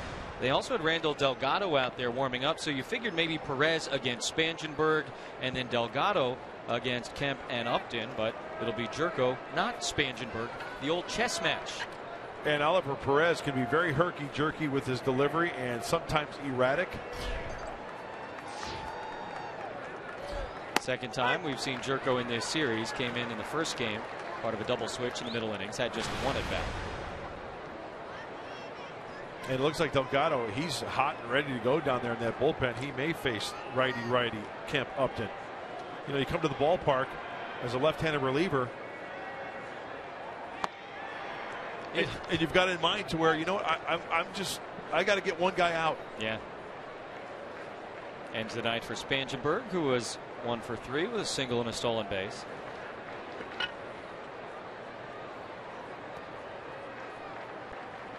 Jerko lines that one into left center field. It's a base hit, and it's going to keep on rolling. Pollock's got to go chase it down. And Jed Jerko, pinch hitting, comes up with a leadoff double here in the 8th. That was beautiful. First of all, when Jed Jerko is swinging the bat well, you got to swing at strikes. We know that. You got to get that front foot down. The hands got to be back. Front shoulder, front hip square to the pitcher. Therefore, the bat travels through the hitting zone in a flatter plane. That one had that sound. He went down and got it. That is a huge pinch hit for Jed Jerko. Buddy Black wins that chess match with Chip Hale. Delgado coming in, Jerko on second in a 1-run game.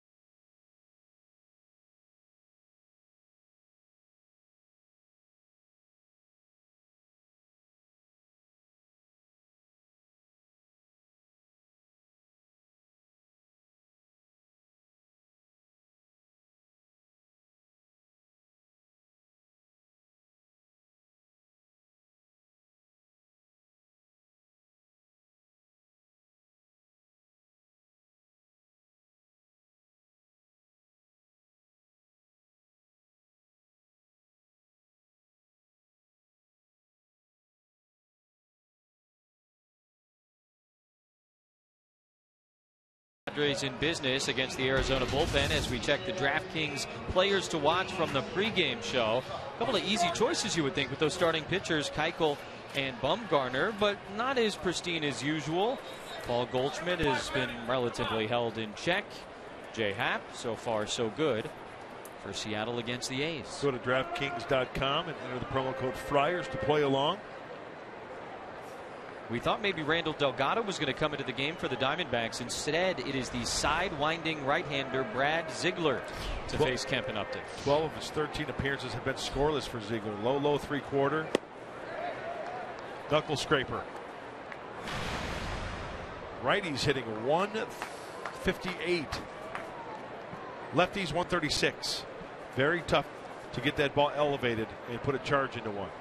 He has inherited 4 runners this season, one of whom has come around to score. Kemp takes way outside, 2-0.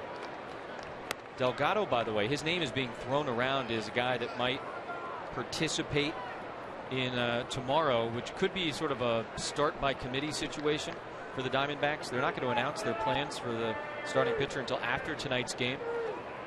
But Delgado has been talked about as a guy that maybe could give a couple of innings. Saw the numbers for Kemp against Ziegler, and he lines that one foul down the right field line. Mentioned it was a weird week for Arizona as Brandon Maurer prepares to pitch the bottom of the 8th.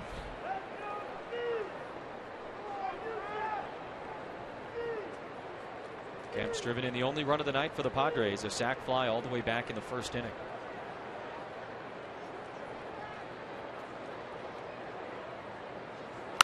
Hits that one to right field. Inciarte coming over, and he makes a nice running catch. Jerko's tagging. He's going to try and go to third, and he does. Inciarte's got a great arm out in right field, but some nice base running for Jerko. He gets to third base with one away. I think Jed went directly back to that bag as this ball was struck. Boy, Matt having the right idea. That ball slicing. Inciarte, now he comes up firing. He does have a cannon out there, doesn't he? Looked like that throw was on line, but cut by Ahmed as soon as that ball was up. Using that base as a little push off, almost like a sprinter in the blocks.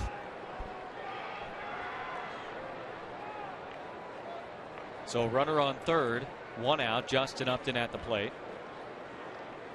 Single would work here.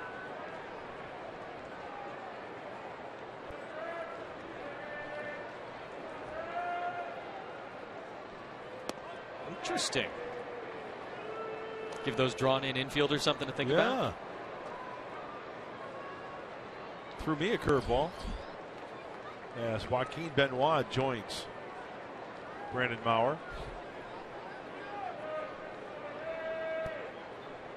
If they tie it, it'll probably be Benoit. Again with the bunt showing from Upton.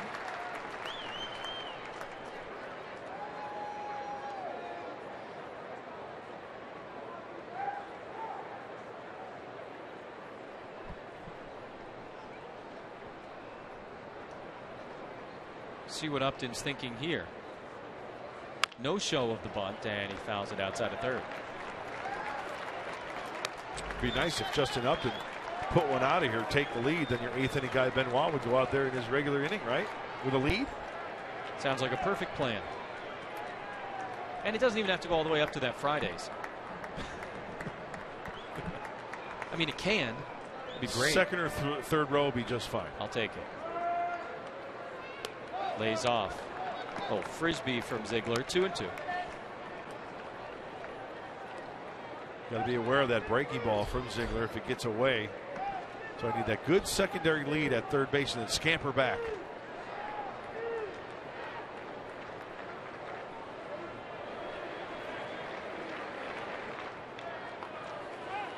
A lot of time being taken by Ziegler. Upton asks for time. See what Pacheco puts down. Slider, the frisbee.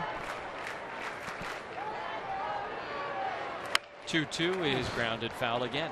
Man, just a little bit too far out in front. That looked like a hanger.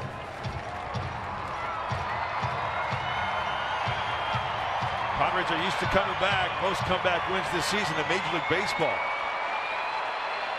Royals and Redbirds tied at 10. Padres with 9. Only one of those comebacks coming when San Diego down after 7. He takes just outside. Full count to Justin Upton. Well, with 2 strikes, it's got to be tough to lay off this pitch. Just off the plate a little bit.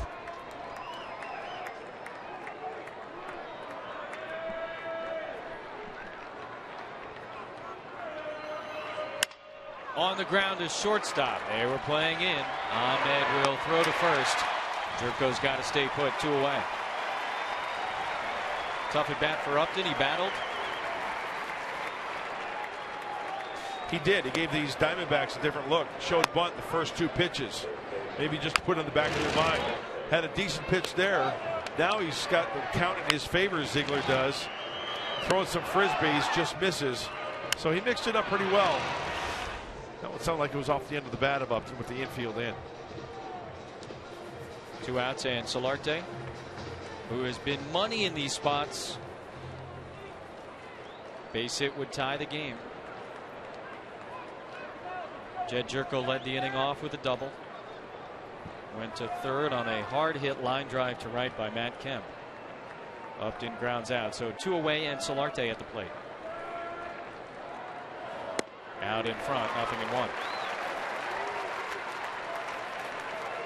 That looked like a changer from Ziegler, or a backup slider. That was at 76.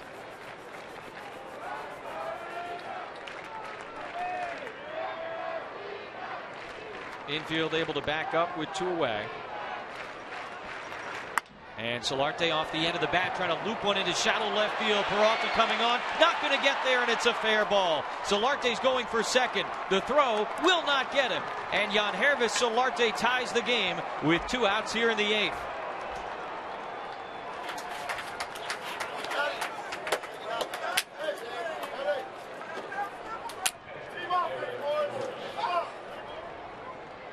I'll admit, Ziegler is a tough at-bat, righty or lefty alike. We saw the splits. That looked like a changeup away. Off the plate, off the end of the bat, not a pretty swing. But with the way Peralta was playing, that's a long run. He dumps it in there, and we are tied at 2. RBI double for Solarte as it just got down.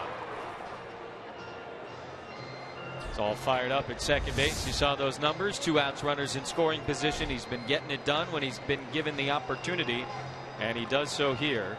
2-2, top of the 8th, and hey, another man in scoring position for another man that likes hitting in these spots, Derek Norris. Tyson Ross off the hook.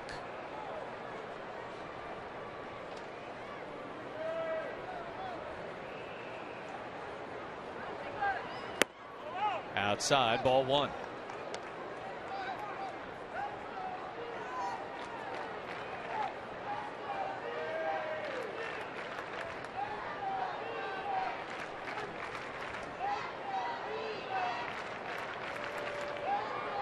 .414 average with runners in scoring position.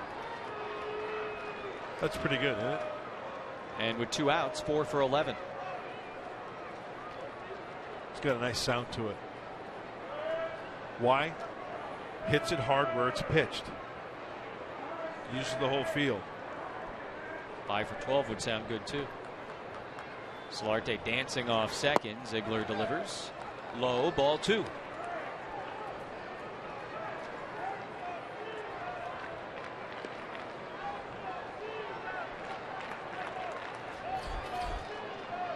Left-handed bat on deck against Ziegler.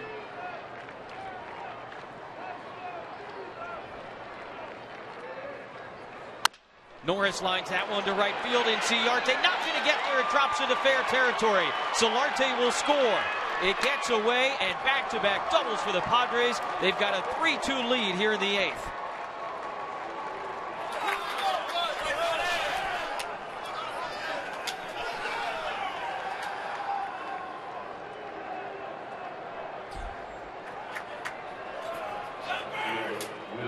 That is some big league hitting by Derek Norris. Talk about using the whole field and hitting it where it's pitched. Try to go down and away on me. I'll take you that way and drive in a run. This guy's a stud. The Arizona bullpen had not worked in a save situation or a hold situation since last Saturday, a week ago, against the Dodgers. They blew the save that night. And now Perez and Ziegler combined to give up a couple here in the 8th. Final game of this series tomorrow afternoon. And Joaquin Benoit, who was warming up in the bullpen, will, as you hoped for, Mark, be pitching in his usual situation. Brandon Maurer sits down. There's your 8th inning guy, Joaquin Benoit. How about the 2-out thunder for this San Diego Padre team? 3 doubles in this inning, 2 with 2 outs. Looks like Venable's not going to get the opportunity to hit here against Ziegler. Lexi Amarista on deck. Venable, of course, had the great night last night, double shy of the cycle. Tonight, Will has a single and a walk in 3 trips. Hey, how about Ziegler going high 3/4 on the intentional pass rather than going Laredo? Now it's going to be interesting to see when the next hitter comes up, if in fact he's going to stay out there. There is action in the Diamondback pen. Making that adjustment from going down under and getting ahead. It looks like Chafin is up and ready to go. Yeah, he's the left-hander, and so Chip Hale is going to come out of the third base dugout and retrieve Brad Ziegler. Diamondbacks about to use their third pitcher here in the 8th inning. The Padres a 3-double inning, a 2-run inning, and they've got a 1-run lead still batting here in the 8th.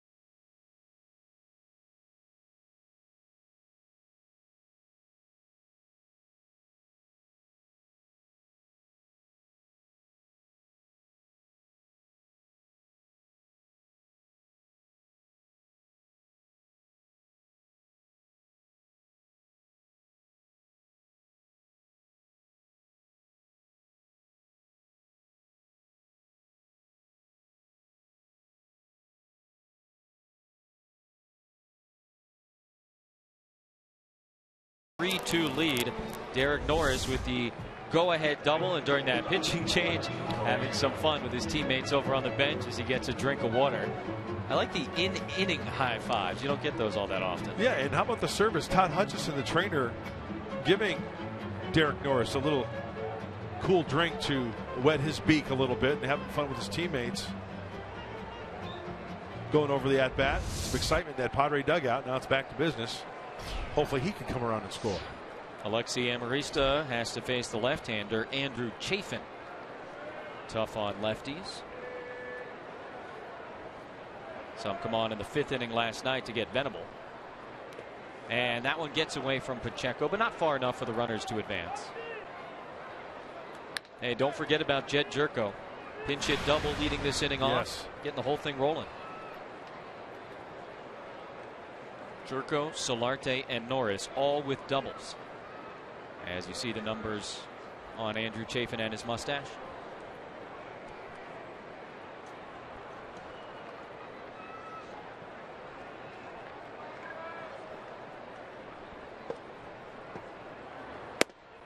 And it's a low strike. 1-1.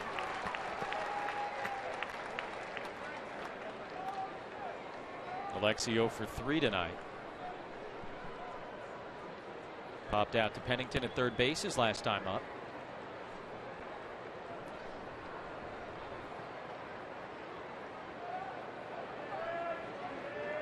Norris and Venable take their leads. 1-1 is hit the other way, foul. Norris doubled. He's on second. Chafin throws a fastball slider changeup 90 to 94 on that fastball.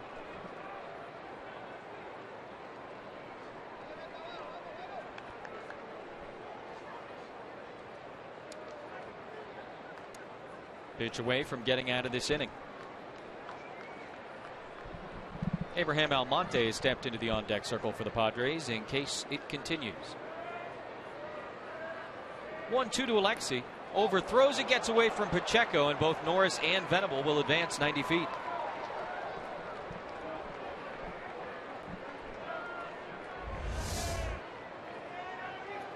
Oh, he really spiked that one. You know, Pacheco really didn't get a good job of getting in front of that one. He tried to lay it to the side a little bit. Yeah.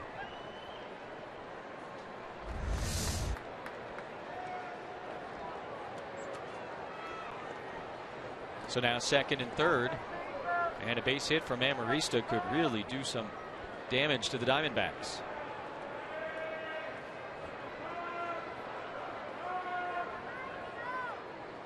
Two. He's got a frog with a tennis racket in that glove.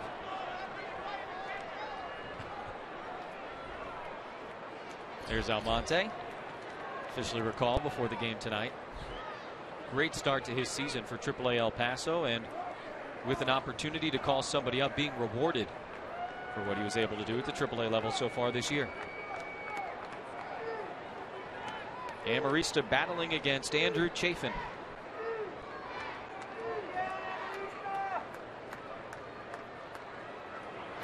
And it's ball 4. So the Padres not going quietly, and the 8th man to bat in the inning will be coming to the plate. This was the transaction before the game today. Yonder Alonso officially placed on the 15-day disabled list, and Almonte, as we said, 26 games with the Chihuahuas, hitting over 300 with 4 homers. Seeing the ball well, taking some good swings, in that switch hitting bat to have on the lineup, or on the lineup card on the bench. Started 24 games last year for the Padres, 14 in center, 10 in left. Came over in the Chris Denorfia trade with Seattle. And first pitch swinging, little ground ball to the right side. Owings has it, and they get him by a step. The Padres, though, come from behind against the Diamondback bullpen. A couple of big hits in the inning. Yangervis Solarte, an RBI double to tie it as he dropped it in, and then Derek Norris stings one the other way, a double of his own to give the Padres a 3-2 lead.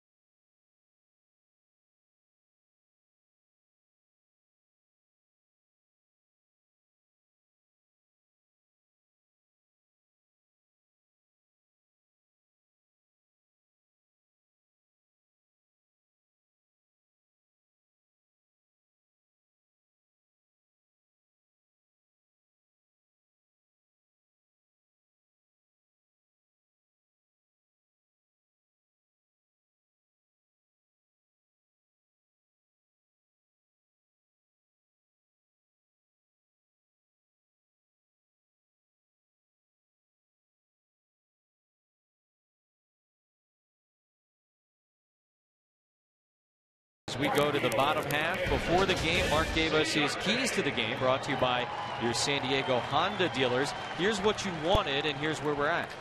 More of the same from the lineup. Same lineup from last night in there tonight. 3 runs on 8 hits. Thank you very much. And keep Snakes homerless. Tyson Ross twirled 6 innings, 5 hits, 2 earned runs, 6 punchies, and no long balls. There you go. Joaquin Benoit and assumingly Craig Kimbrell will both try and join the no homers club tonight. Got to face the top of the Arizona batting order, and Enciarte, who's 0 for 3 tonight, takes outside, ball 1. Not a lot of history between Benoit and the top of the Arizona order. Joaquin pitched the 8th inning last night, allowed a 2-out walk, but that was it. 1-1.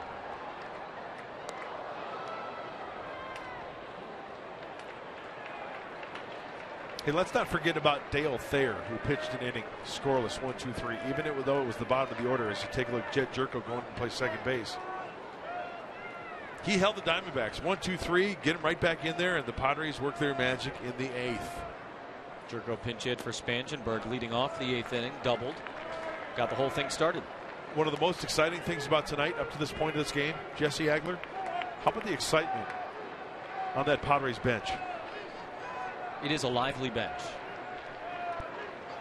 And tonight they've been able to have some fun. Still a lot of baseball left. A lot of work to do. Inciarte trying to bunt his way on. And now 2-2.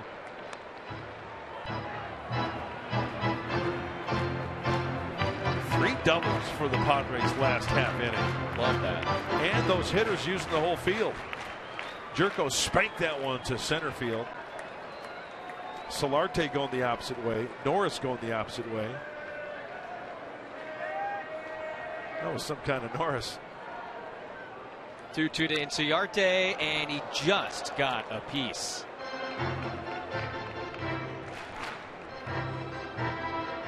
Here's what I'm talking about. Check out the enthusiasm on the bench.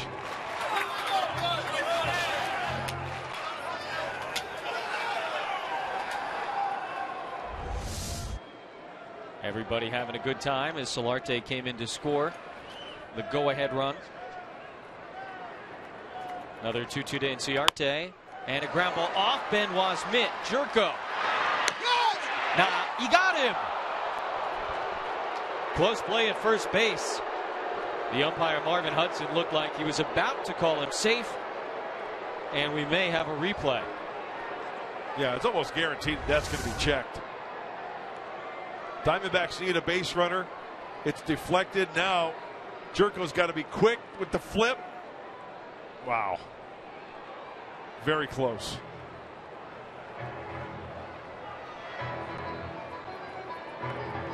Oh, out. I got out. Got it. That's the look right there. Nice job by Jerko. Fantastic. And by Myers. Yes. Another good stretch at first base. Benoit slowed it down just like they drew it up. 1-4-3. Inciarte can run too. Another look as you see the ball into the mitt just as his foot comes down on the bag. Welcome to the game, Jed Jerko. Probably not the easiest play after sitting on the bench for a couple of hours. Pollock, a strikeout, couple of groundouts. Every play on the edge of your seat. With the 1-run lead in the bottom of the 8th.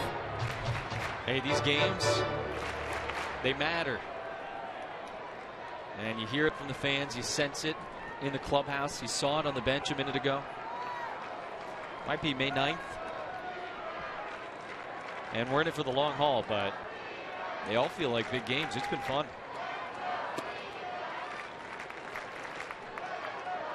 Kevin Acee wrote about that today in the UT. Just, hey, remember, it's a marathon, not a sprint. But sure is getting fun. It's fun getting excited every night. No question about it. It's part of the deal being a big league ball player, bringing it to the ball yard each and every night. The excitement, the intensity, even if you get shut out. 10, 12, 14, nothing. Pollock in the air, right field. Kemp on the warning track makes the catch just in front of the wall.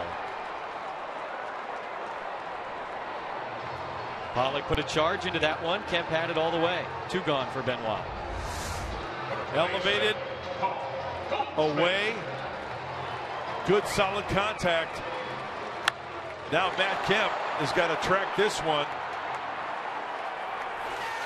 All for a second there. You don't know in the scorebook, that's an F9. For Benoit, it's out number 2. And now all the attention on Paul Goldschmidt. Goldschmidt's been aboard 3 times tonight. Joaquin has handled him.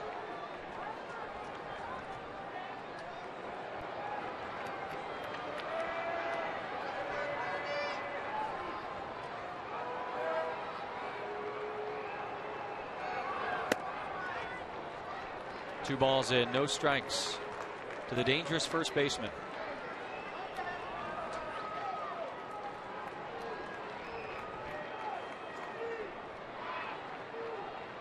He's now reached safely in 21 consecutive games against Buddy Black's Padres.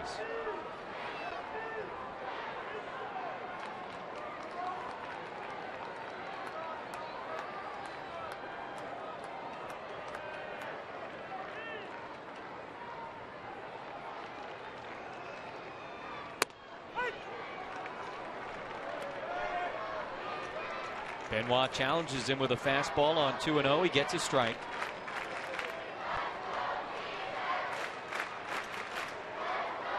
Goldschmidt coming into tonight, 2nd in the National League in RBIs, 4th in batting average.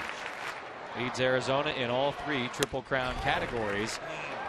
And he takes ball 3. That's a strike. That is pain. That is as close as you're going to get throwing a pitch down and away in the outside corner. Pitch number 4. The edge of the baseball hitting the track. Brought to you by Nissan.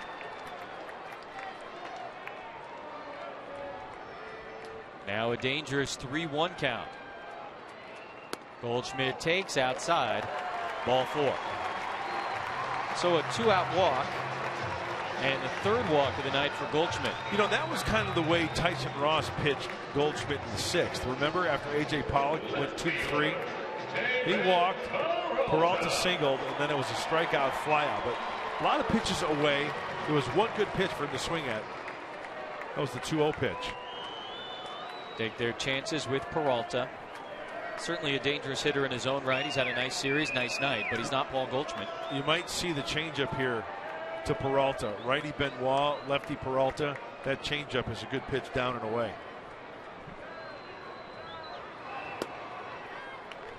Comes with it. Yeah, but he missed right there. Got to be careful. He missed with that changeup down and in.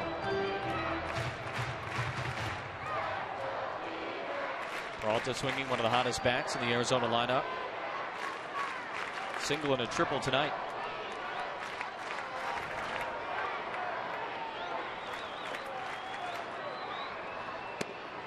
Strike 1.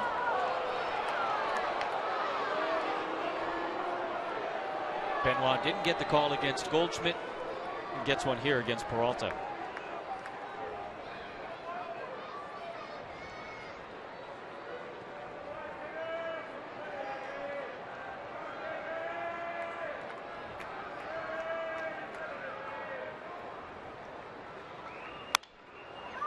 Strike 2. Right back out there, too. We always talk about that, right? A pitcher gets a call. Now I'll try it again. Yep. Padres Live, the post-game show coming up. Been an exciting night here in Phoenix. Mike Pomerantz and Mark Sweeney will break this one down, get you caught up on a lot of craziness around Major League Baseball.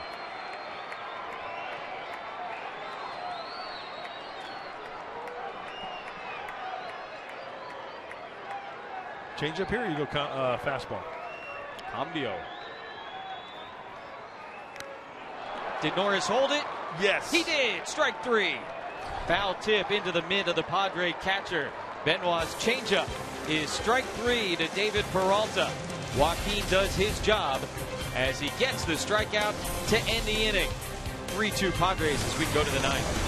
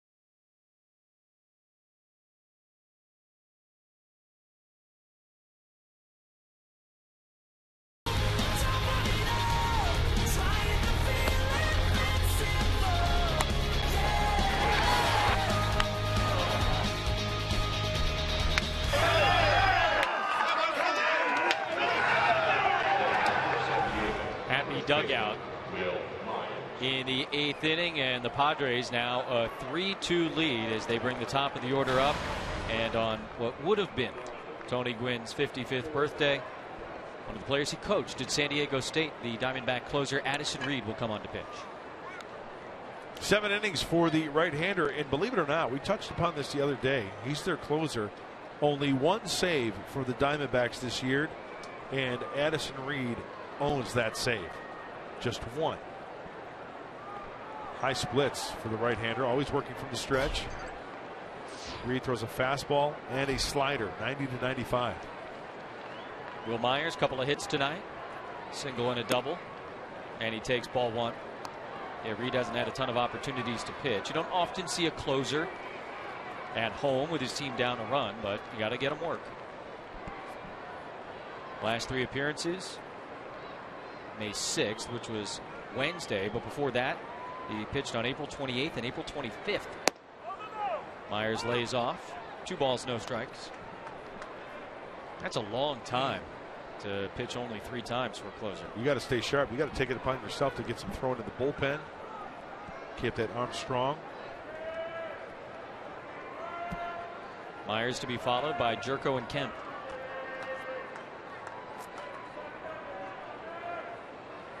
Myers rips that one to left field, and it's going to be more extra bases for the Padre first baseman. Peralta waits on it, and Myers cruises easily into second base. Another double for San Diego. And that's Myers' second 2-bagger of the night. You hear it so many times. When a hitter sing the ball well, when he's got his confidence just rolling, Will Myers is in that state right now. Hitting strikes, hitting mistakes, pulling the baseball with authority. If that one is elevated, that might have been in the Fridays front row. Quick bat from the big first baseman. 7 hits the last 2 nights for Will Myers, 4 of which have gone for extra bases. He's got so much going for him. He can run, he can hit, versatile. Second at bat for Jerko, who led off the 8th inning with a double and then scored the tying run as Craig Kimbrell gets going. Expect to see him unless the Padres go crazy offensively here in the top of the 9th.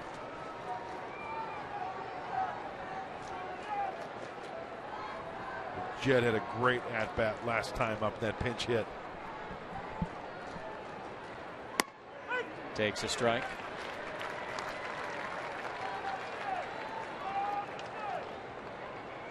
Doubled against Oliver Perez, who was brought on to face Corey Spangenberg.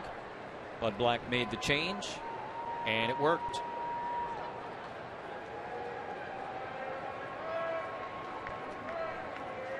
Padres had 3 doubles in the 8th inning, and they get a leadoff 2-bagger from Myers here in the 9th.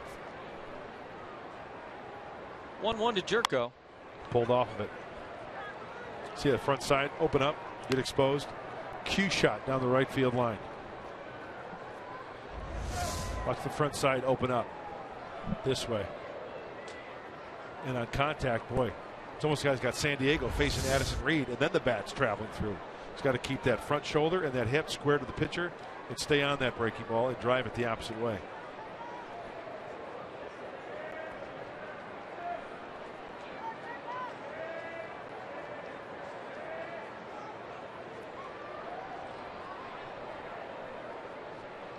Reed will check on Will Myers. Fun night. Fun couple nights for Myers. 2 singles, a double, and a homer yesterday in his first career start at first base. He's kept it rolling here this evening, and now Jerko trying to pick him up and add to the lead. Boy, Myers doing a little dancing out there at second base. Head games. Foreigner. 1-0. Let's check him out.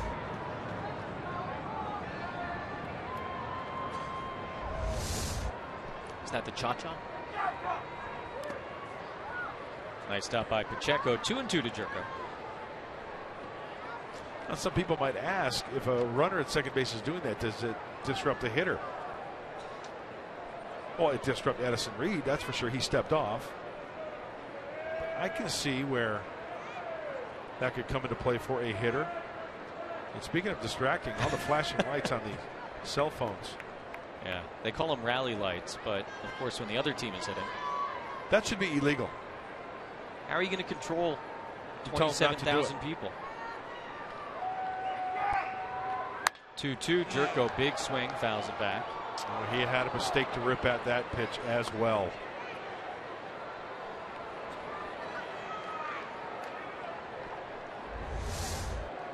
Out of the hand of Reed. Down the middle and working underneath it a little bit too much. Everything away from Addison Reed. That one pitch, last five. Number 5, rather. Fox Tracks brought to you by Nissan. I like the guys behind the plate shining the lights at Addison Reed. Yeah, that's great, isn't it? Jerko swings and misses, strike 3. One gone here in the 9th. Now Kemp and Upton with a runner in scoring position. He had a few pitches at bat to do some damage against Reed. He misses again down the middle, right down the middle.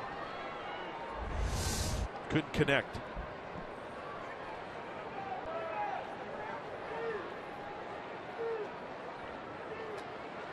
Matt Kemp drove in the first run for the Padres. Sac fly back in the first. Had a hit in 5 trips last night. Padres trying to make it 2 in a row over Arizona after dropping the first game of this series on Thursday night. And with the rally lights flashing, Reed again checks on Will Myers.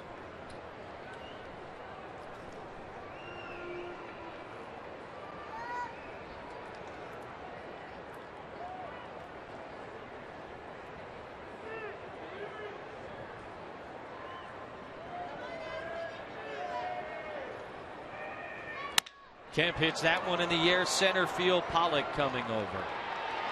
Makes the catch. Myers stays glued to the bag. 2 away.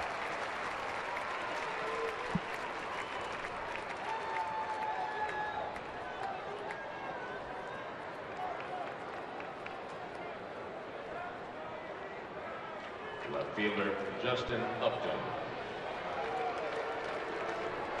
Your own rally lights.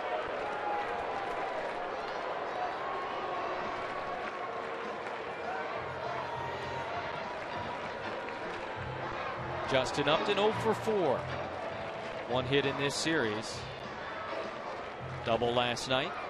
Seems like everything is away from Addison Reed. The mistakes just haven't been to be connected. Huge run out there. Craig Kimbrell getting ready to do his thing.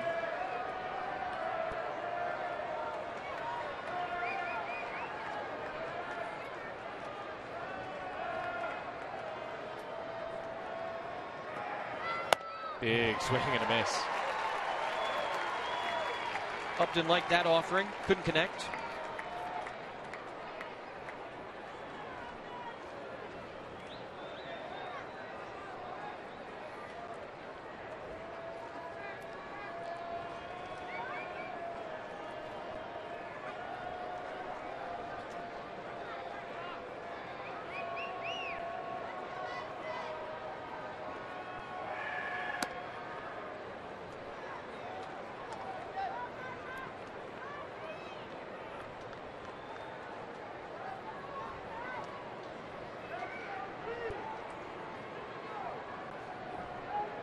Upton an all-star twice here in Arizona, 2009, 2011.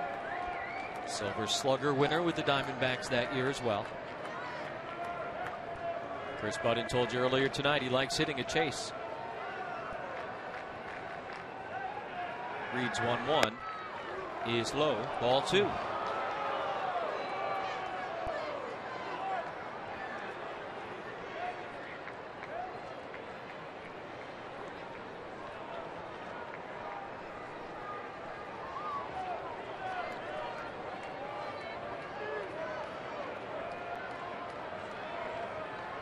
Reed surrendered a double to Will Myers to lead it off.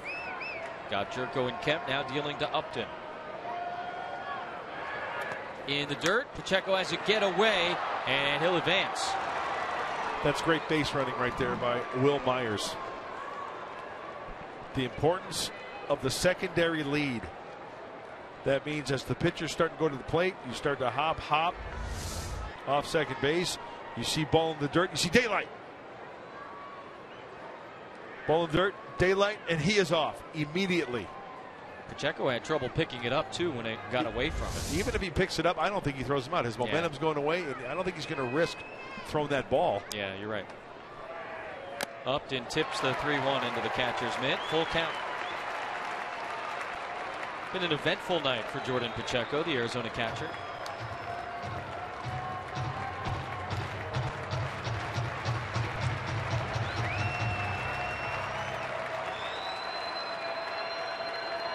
Myers 90 feet away with some insurance.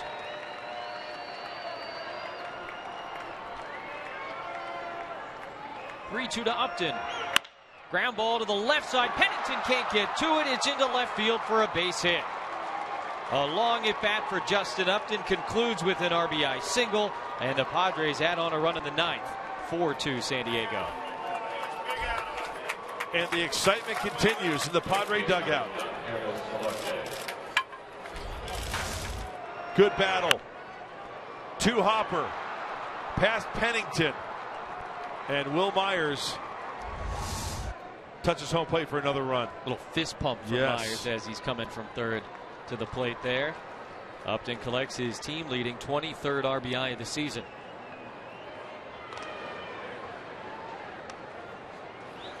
Padres coming from behind in the 8th, adding on in the 9th. Pennington, Owings, and Pacheco. 5, 6, and 7 due up in the bottom of the 9th inning for Arizona.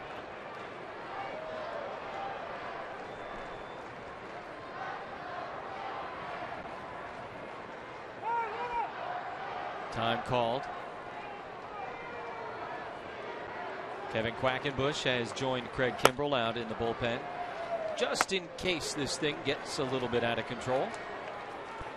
And Kimbrell, who's been up for a while, he's probably hot and ready to go, right? So he'll just take a toss here, take a rest. Upton goes. Pacheco's throw, not in time. Padres have been all over the running game tonight. And Justin Upton steals his 7th base of the season. I think that's why you saw Addison Reed hold and hold and hold until time was called, the pitch prior.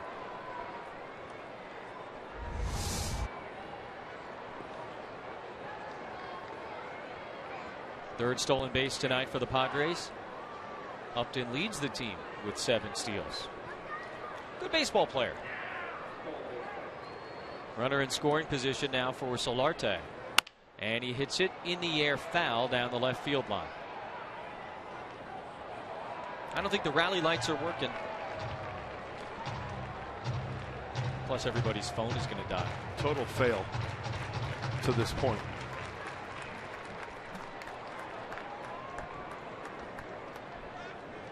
Look like twinkling stars. Well, the stars have been in the Padre dugout. I see what you did there. Solarte doubled home the tying run in the 8th, scored the go-ahead run, and he takes strike 2. Very deliberate from Addison Reed, who's about to throw his 20th pitch here in the 9th.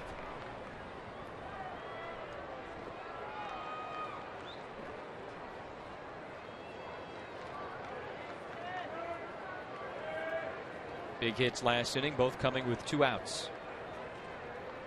Here in the 9th, Upton an RBI single with 2 outs. 2-2.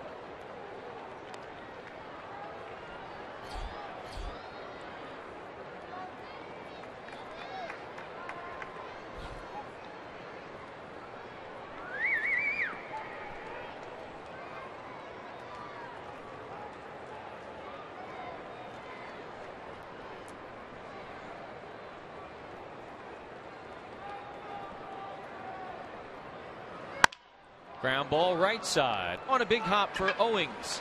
And he throws Solarte out for the 3rd out here in the 9th inning. But the Padres add 1, and they'll turn it over to Craig Kimbrell. San Diego a 2-run lead as we go to the bottom of the 9th. It's Kimbrell time in downtown Phoenix. Padres up 4-2.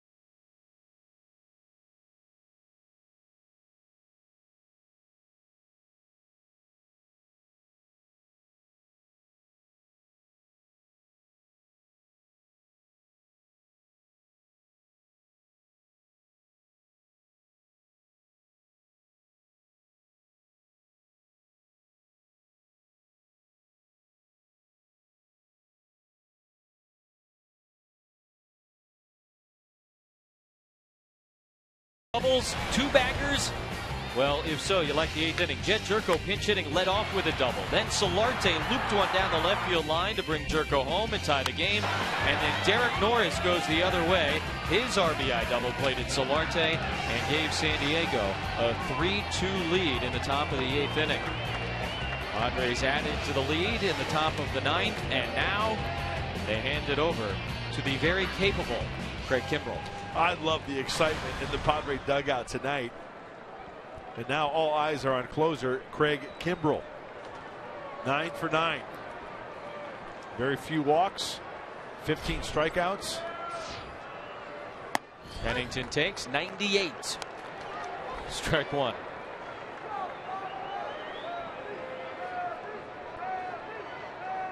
Combined 0 for 6 out of these 3.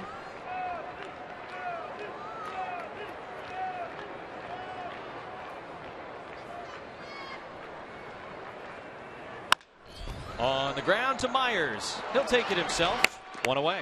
Stay tuned after this one. Padres Live, the postgame show. Mike Pomerantz, Mark Sweeney.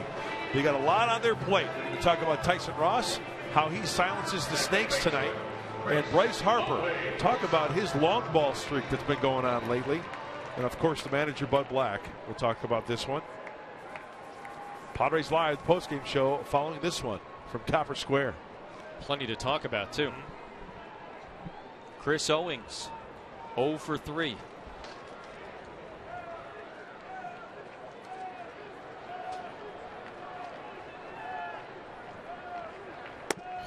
And he takes. That's paint. Yeah. That's getting the old number 2 camel hair brush, paintbrush. Yeah. And paint, it's got the real small tip on it to get those fine corners. That's what Kimbrell does. He's an artist out there. Oof. And then you drop the power curveball on him.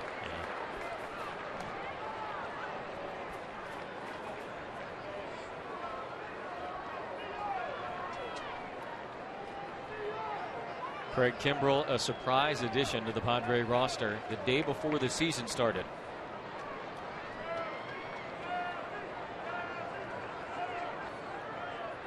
Oh, 2 to Owings. Misses with the fastball.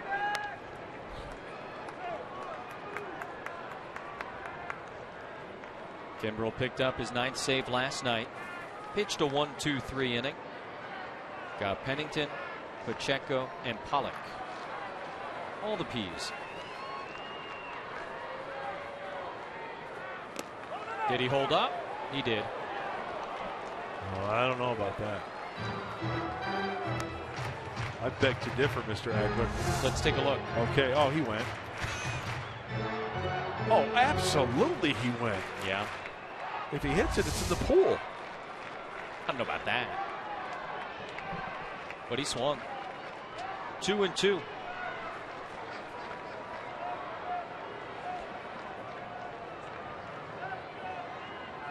Kimbrell pitching with a 2-run lead, and he got him. Struck him out twice.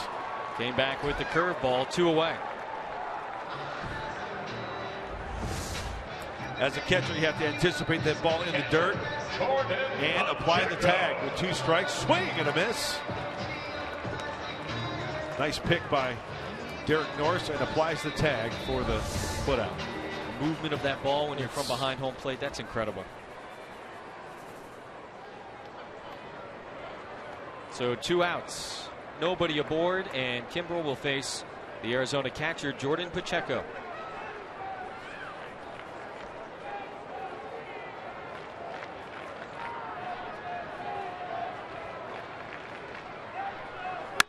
First pitch swinging, fouls it down the right field line. Final game of this series tomorrow. Join us at 12:30 for Mother's Day. Andrew Kashner will be out on the mound.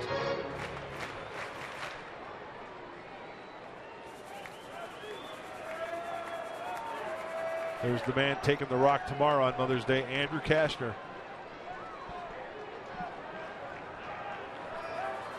Nothing in 1 to Pacheco.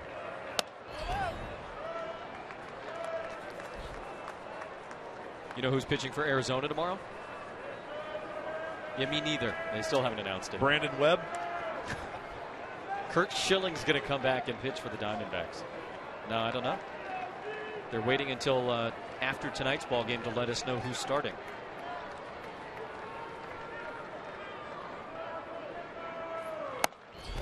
Strike 2. I just mentioned it again because somebody might have left the room and they come back and they want to make sure that they know. That Cashner's pitching. Cashner's pitching on Mother's Day. No, it's good.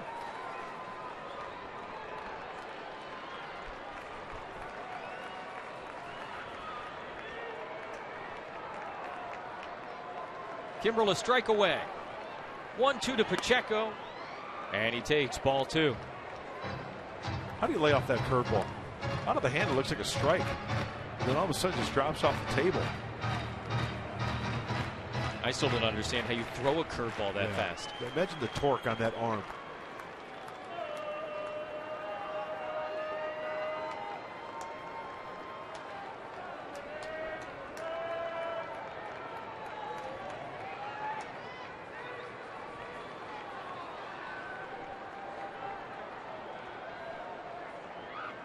Kimbrel trying to finish off a come-from-behind victory as the 98-mile-per-hour fastball sails up and in. Got to challenge him with a fastball right here, don't you think? Aaron Hill has moved into the on-deck circle.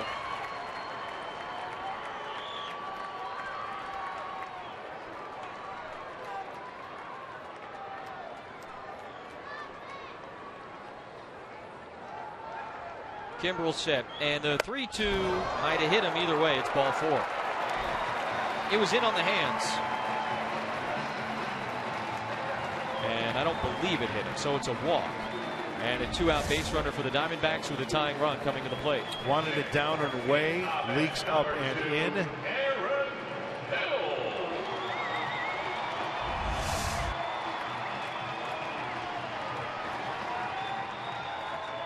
So Aaron Hill off the bench. Couple of hits and 8 tries against Craig Kimbrel. Hill saw a 6-game hitting streak come to a close in last night's ball game, and Kimbrel throws, but Myers wasn't there. And now Pacheco's going to end up at second base in scoring position. A little miscommunication there between Kimbrel and the new first baseman, Will Myers. Will Myers playing behind him. Now, usually when that happens, before the hitter comes up to the plate, they'll say, hey, or they'll give you the crossed arm saying I'm playing behind him. Boy, that's got to be one of the worst feelings ever. Just a little brain lock right there.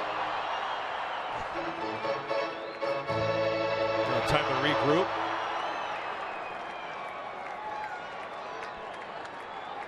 It's a big run that the Padres got in the 9th. I was going to say, to focus all of his attention on the man at the plate.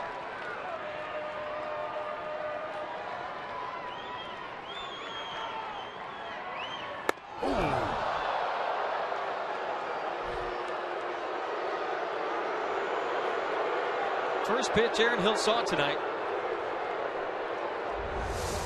I don't know if he saw it, but he sure did hear it.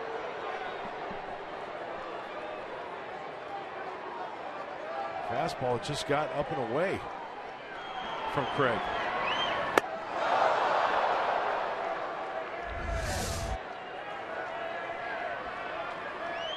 Ball and no strikes to Hill.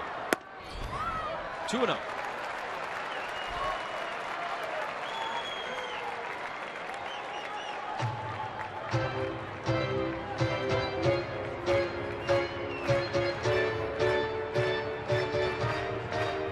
Got the first 2.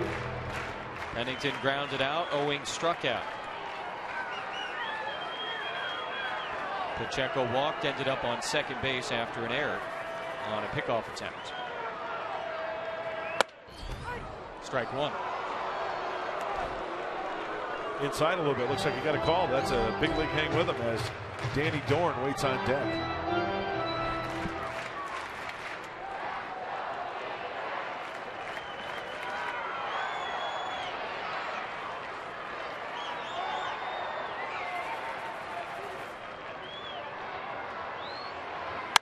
Hill lines it into right field. That's a base hit. Kemp coming up for it. They'll hold the runner. Pacheco at third. Tying runs aboard for the Diamondbacks. And the potential winning run coming to the plate. Perfect example of knowing who's out there on the hill. Aaron Hill, the veteran, shortens up that swing and takes that 97, 98 mile an hour fastball exactly where it's pitched. He realizes the Diamondbacks need base runners. That was a good piece of hit right there by Aaron Hill.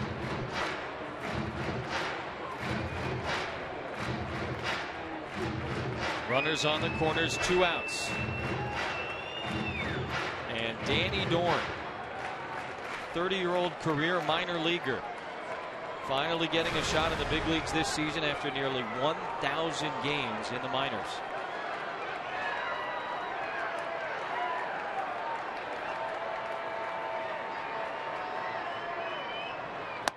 And he takes first pitch curveball. Strike 1 from Kimbrel. Yeah, getting that release point out in front with the get me over curveball. Pacheco at third, Hill at first.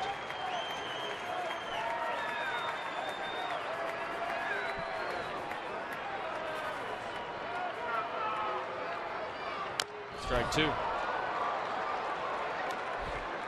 Dorn was putting up great numbers at AAA Reno this year before getting the call up. Don't know that he saw a lot like Craig Kimbrel in the Pacific Coast League this year.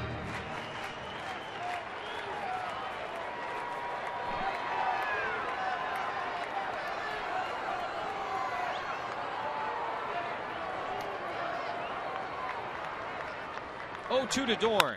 And he lines it into right field. That's going to be a base hit. Pacheco scores. Hill is heading for third. They're going to wave him as Kemp fell down. Jerko will not be able to get a relay throw.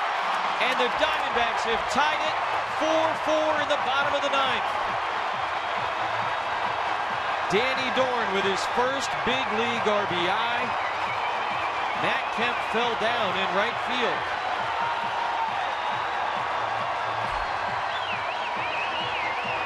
Well then. He wanted this pitch down and away. Dorn gets it down and in and just throws the head of the bat. Everybody's off and running, and here's the slip.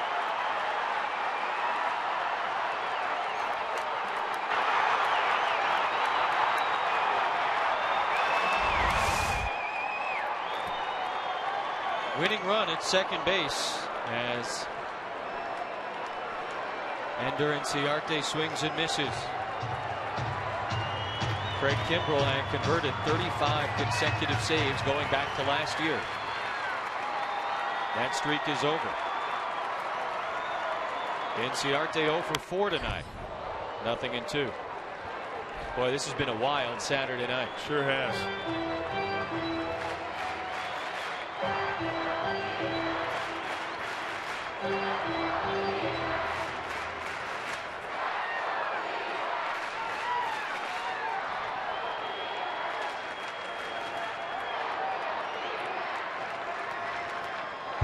That one gets away. It should be strike 3. Norris's throw to Myers, and he completes the strikeout. The Arizona Diamondbacks with more 2-out scoring. Craig Kimbrel blows his first save of the year. 4-4 going to the 10th.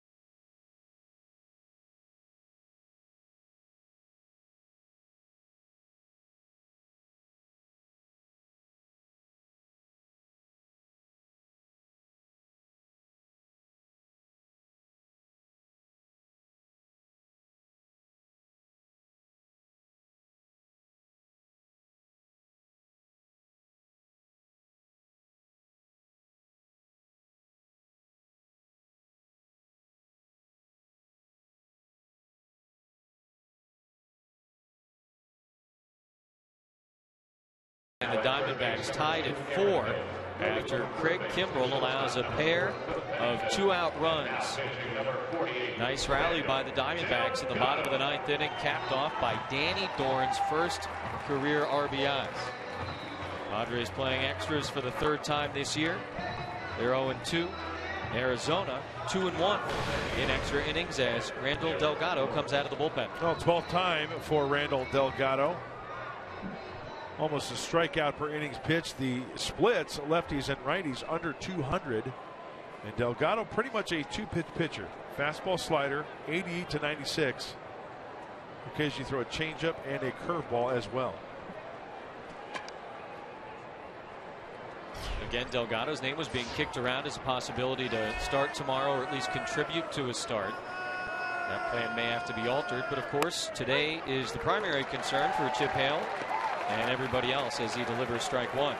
Hill stays in the game at 3rd base. Pennington moves from 3rd to shortstop, and Delgado the new pitcher. Derek Norris takes a breaking ball, 0-2. Norris had the 3rd of the big doubles in the 8th inning. Gave the Padres a 3-2 lead. San Diego added a run in the 9th to go up 4-2, but the D-backs tied it with a 2-out rally in the bottom of the 9th.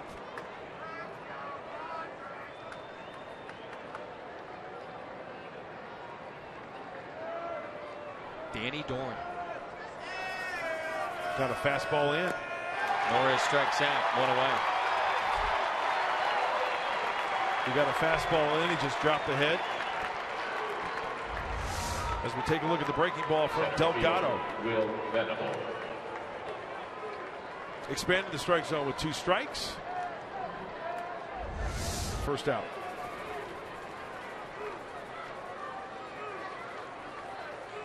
Will Venable. Been aboard a couple of times tonight. Single, 2 walks. Last one was intentional. Saw Delgado in the 6th inning yesterday. Padres hit him around a little bit, but did not score.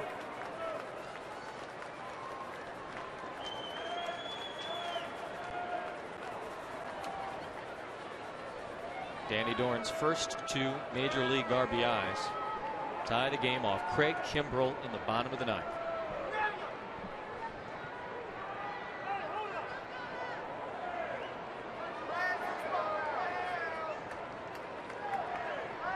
It's been up, it's been down, it's been back, it's been forth. And after all of that, you start from scratch in the 10th.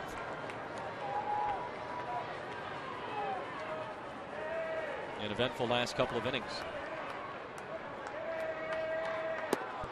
And also then you start thinking scorecard management when you think about the bench. The only player Chip Hale has left on his bench is starting catcher Tuffy Goswish. And for Bud Black, it's Austin Hedges and Clint Barnes. There's Clint Barnes with a helmet on, getting ready. Pitcher's spot due up 4th in this inning, so if anybody reaches, we will see Barnes, one would think. Little roller over to first base, that's a foul ball. Middlebrooks pinch hit in the 7th, Almonte in the 8th, Jerko in the 8th. And as you said, Barnes and Hedges still available.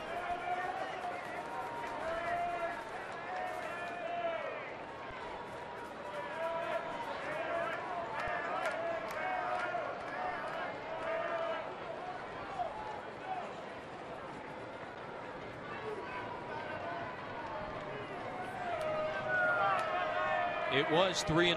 Now a 3-2 from Delgado, and it's lined to the shortstop. Pennington on a couple of hops. Throws Venable out, 2 away.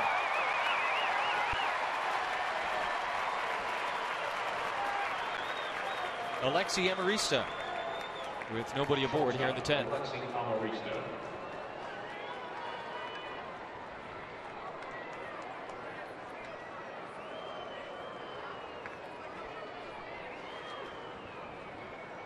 And Marista looking for his first hit of the series.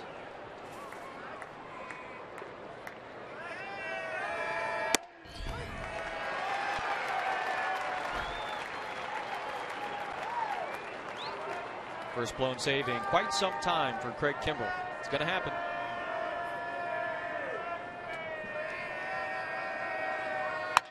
Oh, 1 chop back. Delgado throws Amarista out, and a 1-2-3-10 for the Padres. Pollock, Goldschmidt, Peralta coming up.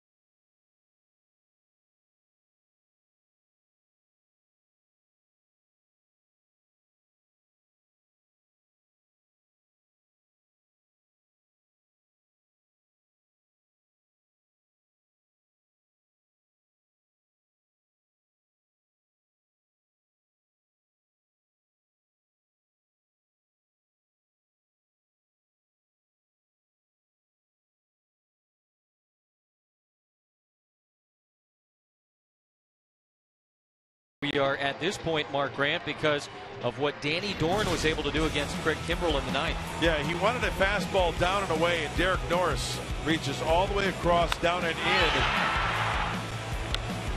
right into the swing path of Danny Dorn. And if you're Danny Dorn, you're thinking, okay, fastball. Then you adjust to the breaking ball. And when that pitch is down and in, he just throws the head. 2-run score. As you mentioned, it's going to happen. And Brandon Maurer now takes over here in the bottom of the 10th. A.J. Pollock 0 for 4 on the night. And Maurer delivers strike 1. With 2 quick outs in that 9th inning, and then the walk, and then single double.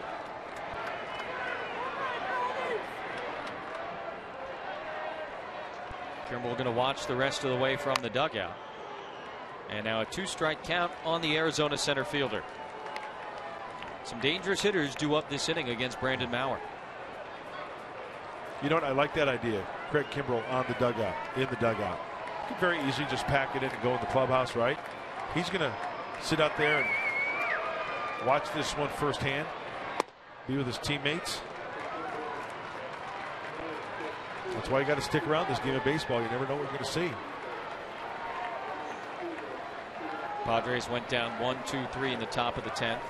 If this game goes to the 11th, it'll be a pinch hitter, and then Myers and Jerko.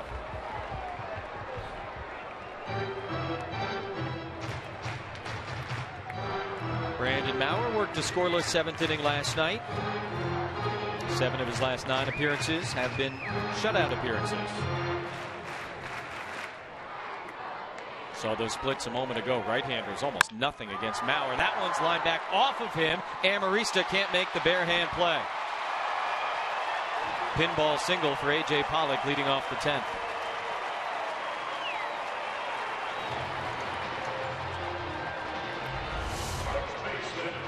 Tough play for Brandon Maurer. He's fallen off. He hits him off the backside, and then as Amarista's momentum going towards the center of the diamond, he's got to reroute.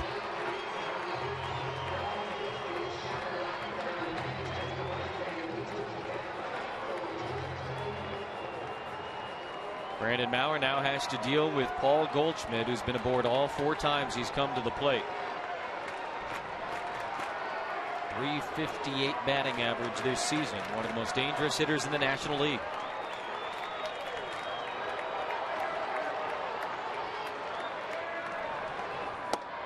Inside, ball 1.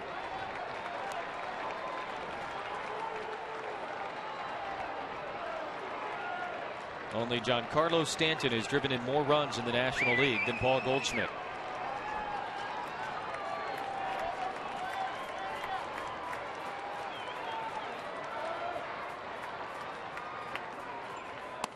2-0.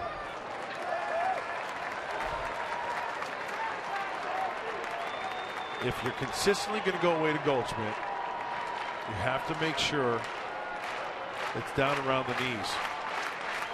You know, you bring it up just a little bit. Mid-thigh, upper thigh. He can take you that way. And that's Matt Kemp playing deep and playing to go. Runner goes. Throw down to second from Norris. Not in time. A.J. Pollock steals second base. And Arizona's got the winning run in scoring position.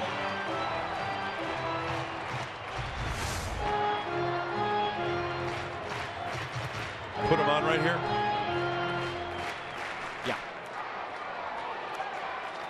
2-1 count. No reason to pitch to Goldschmidt with first base open.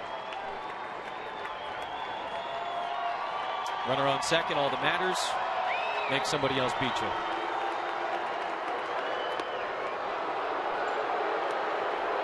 David Peralta, certainly a dangerous hitter, but he's not Paul Goldschmidt. Right.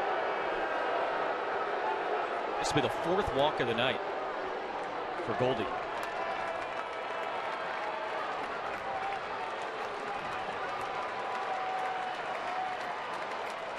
So you clear Goldschmidt, you set up a double play on the infield, you set up a force at third. As the left-handed Peralta comes up, Padres infield is going to get together, have a conversation here. And they've been shifting all series against Peralta. Buddy Black out to have a chat. Just wants to have everybody on the same page.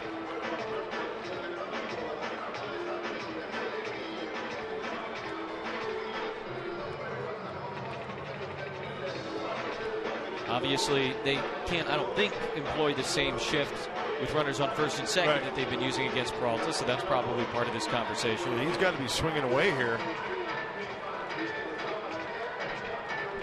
But he just wants to make sure everybody's on the same page. Let's see what type of an alignment they put here on the infield.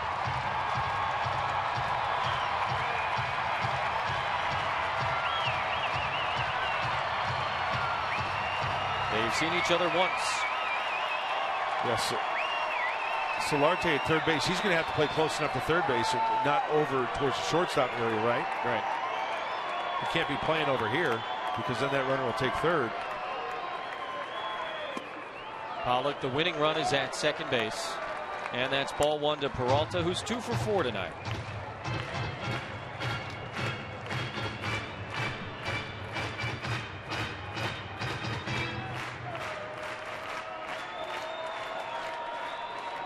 Corner infielders pinched in. And the 1-0 is in the dirt.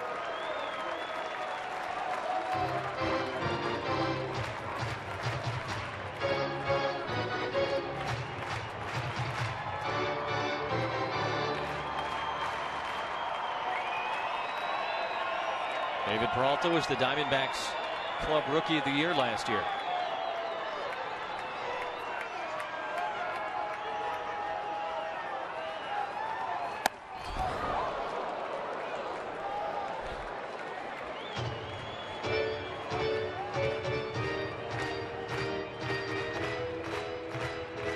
You're talking about infielders getting dirty right here on the ground ball. You diving, laying out.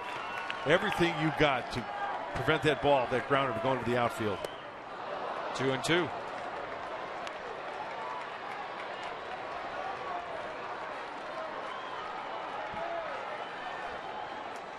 A good firm fastball from Mauer at 95, and the tight breaking ball we just saw to Peralta.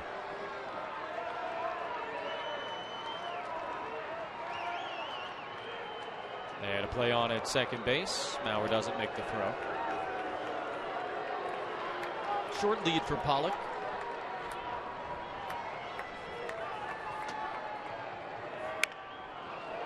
Just got a piece.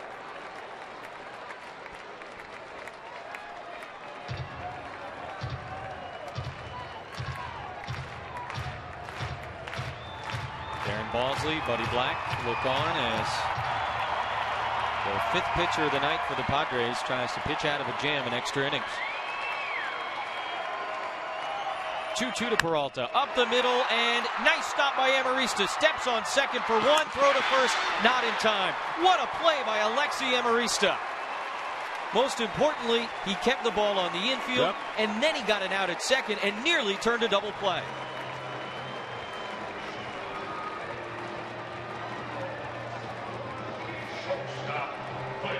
Just mentioned it.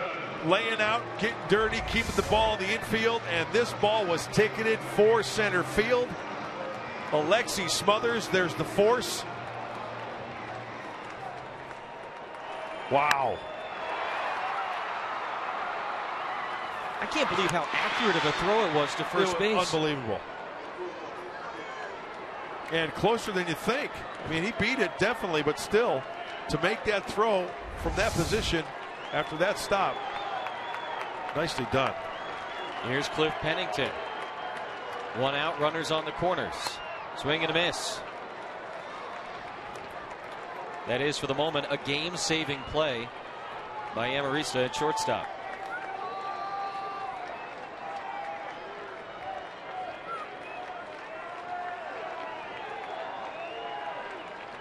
Winning run 90 feet away.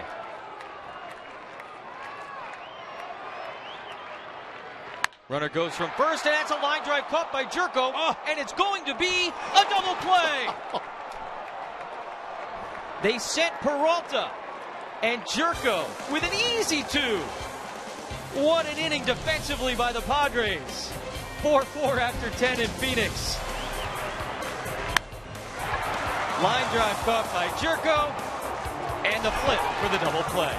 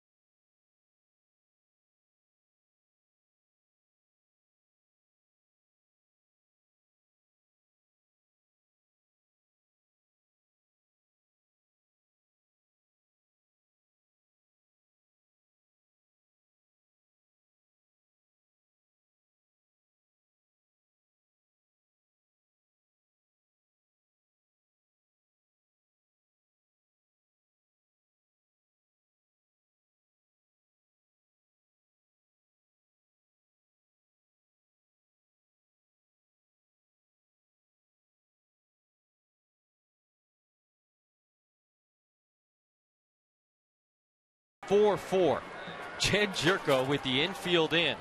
Caught a line drive off the bat of Cliff Pennington and completed a double play. Now Clint Barmes leading off the top of the 11th against Randall Delgado. First at bat of the night for Barmes.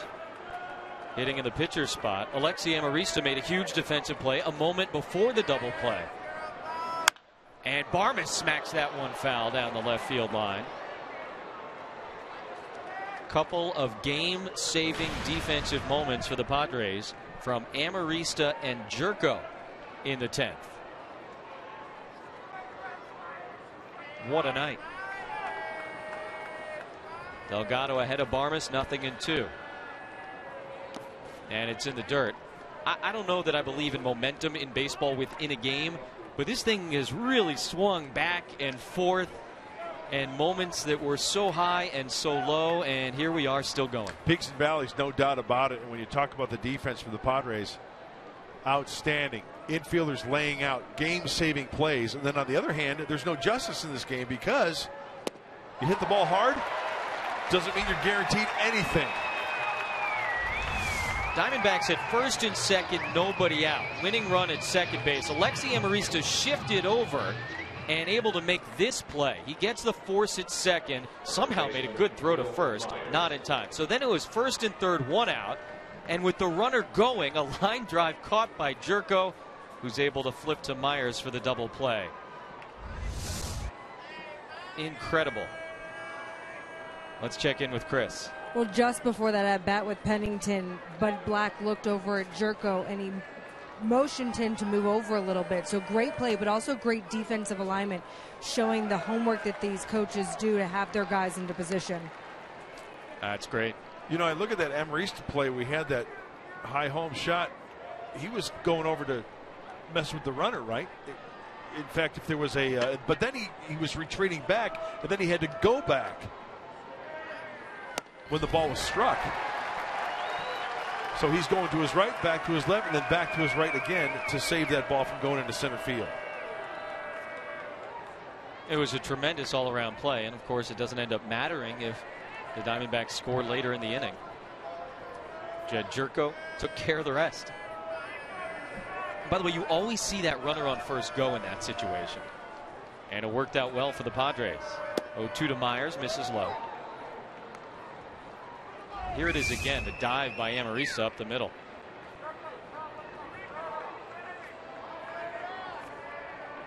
Stays with it, gets the force at second.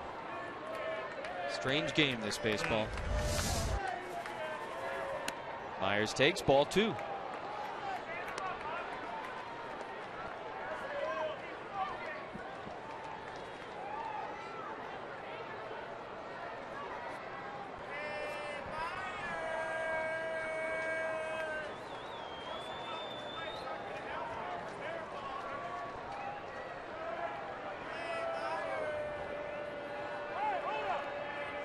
Myers asks for time. He's been in the middle of it again tonight.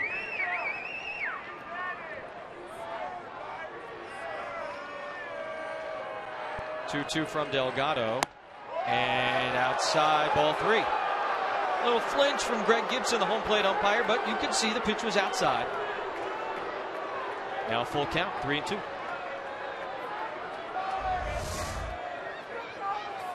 Curveball, it's off the plate.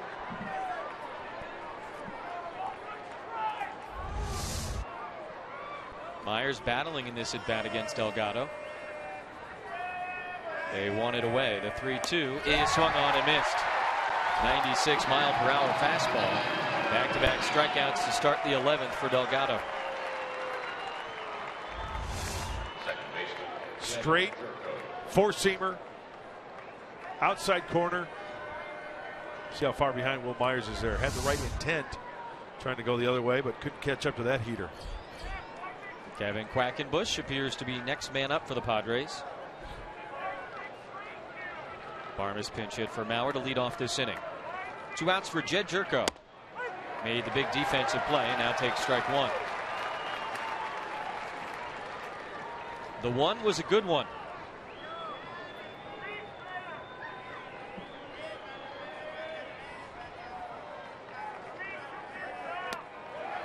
Nice take. No. Called it a strike. Yeah, home plate umpire Greg Gibson pointed at Jed and indicated you went on the swing. Now in the hole, 0-2.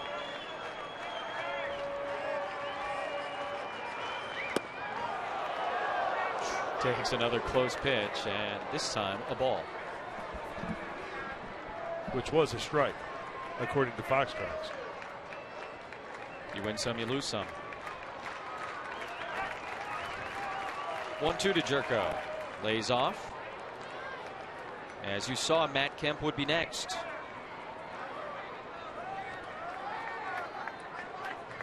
You're right, though, Jesse. This has been one of the most emotional games, up and down, that we've seen in this early season. One more between these two teams tomorrow afternoon.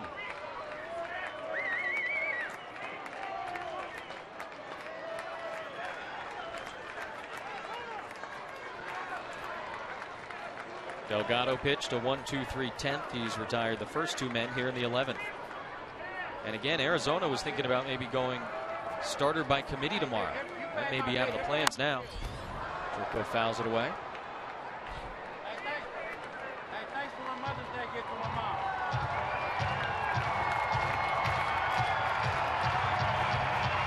Chip Hale, as with any manager, you worry about today, and you worry about tomorrow.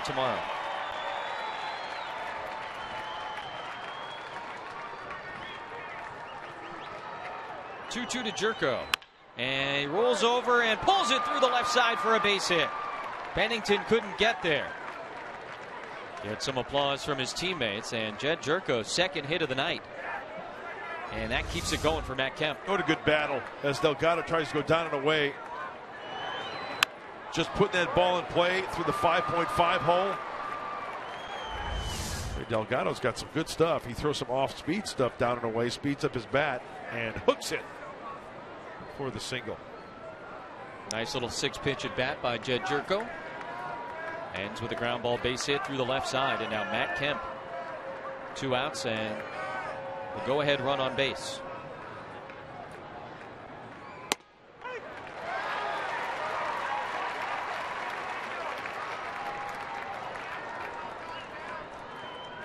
Like Jerko, his 1 hit against Delgado left the yard.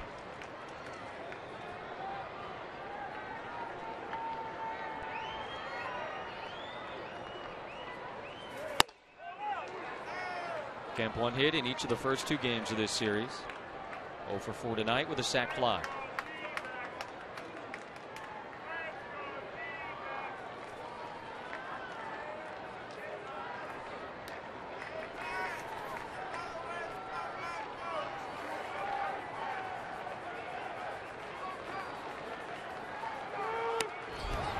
That one gets away. Jerko's going to advance into scoring position. Another rough moment for the catcher Pacheco. That ball kind of cut on him a little bit. Ball out of the hand, fastball from Delgado.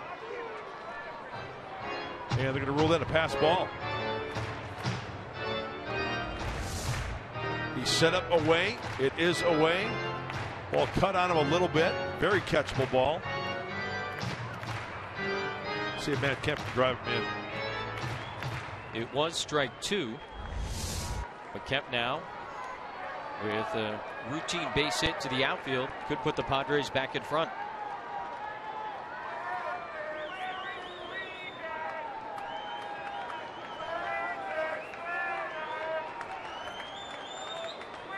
One, 2, and it's in the air. Shallow right center. Inciarte takes control of the situation, makes the catch, and the side is retired. Padres got a 2-out single, but Strand Jerko, we go to the bottom of the 11th.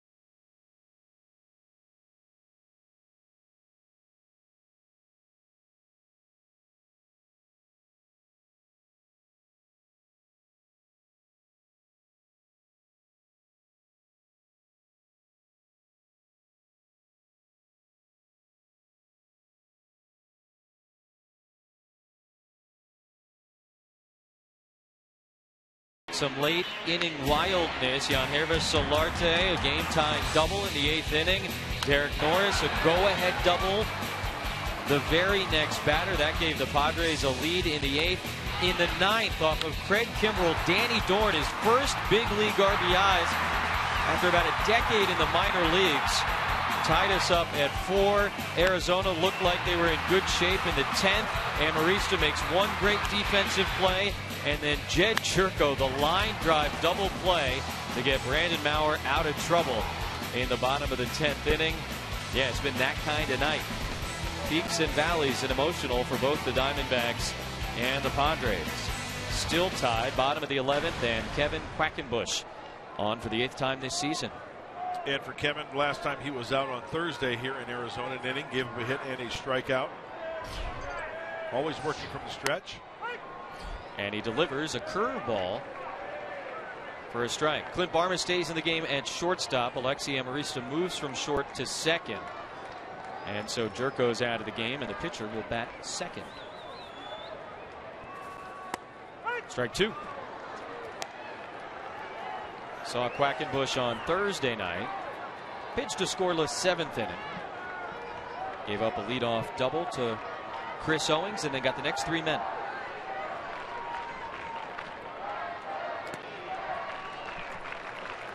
If you missed it the first time.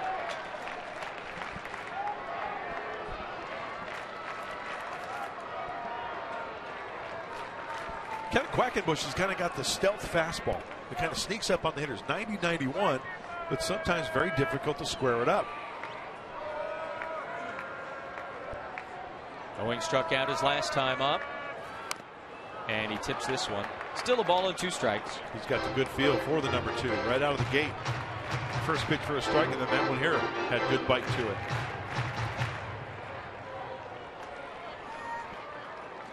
Owings has a modest 5-game hitting streak going. It's in jeopardy, 0 for 4.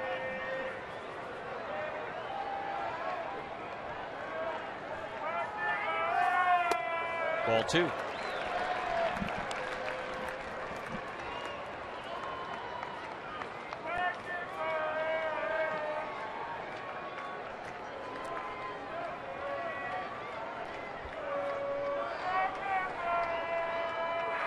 Two from Quackenbush, and another foul ball. Padres led 1-0 after an inning. Diamondbacks tied it in the 4th. Went up 2-1 in the 5th. Padres took the lead in the 8th. Added 1 in the 9th. And then the Diamondbacks tying it up in the bottom of the 9th off of Craig Kimbrell, who blew his first save of the season. Got it. Nasty from Kevin Quackenbush, 1 away.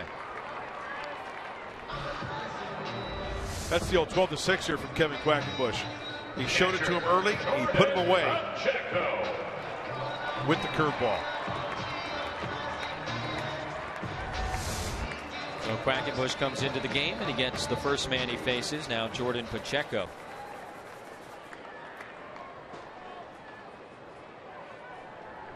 Scored one of the 2 runs in the bottom of the 9th inning on Danny Dorn's RBI double.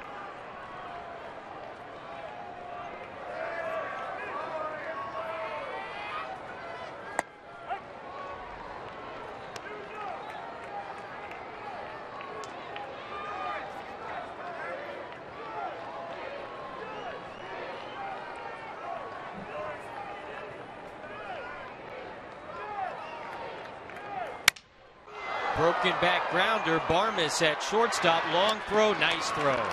2 away. Got a bigger target over there at first base, where number 4, Will Myers. And Barma's so smooth to the ball. If he gets it, he's going to catch it. He gets rid of it quickly. Broken bat. I've seen him make that play many times. Squares up in front and gets rid of it quickly. Nice and smooth. Smooth operator. And a hand out in front. Take that ball right up into your chest, belt buckle, and got the big frame over there at first base in Will Myers. Big target. Couple nice plays by Myers tonight. Barmas just getting involved here in extra innings. 2 outs and a 1-ball no strike count to Aaron Hill. Scored the tying run in the bottom of the 9th inning after singling with 2 outs. 1-1.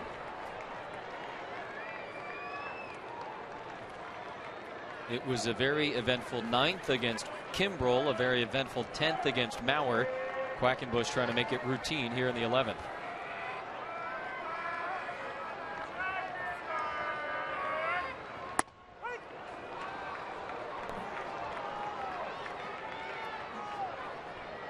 Tuffy Gozawish has moved on deck. That is the last available bench player for Chip Hale.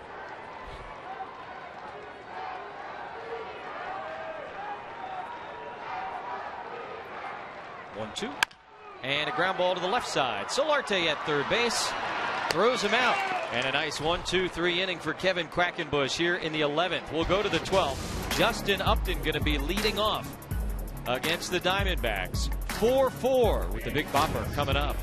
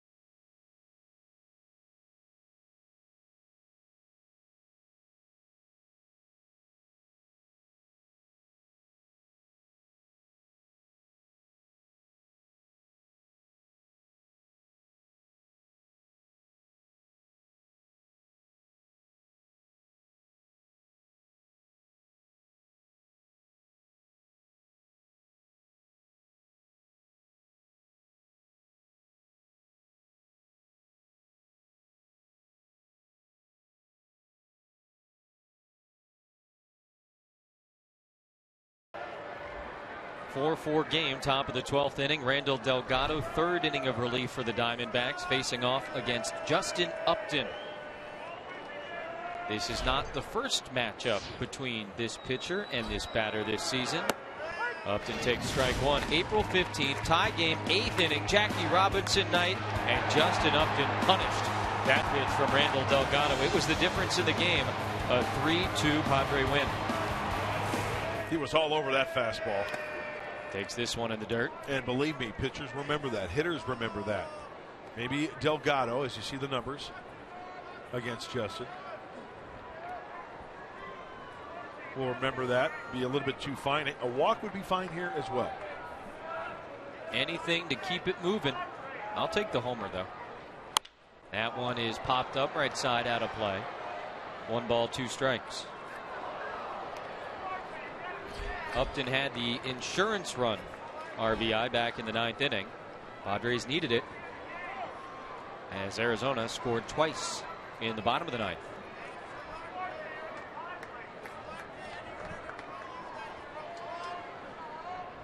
One-two to Upton is low. 2 balls and 2 strikes.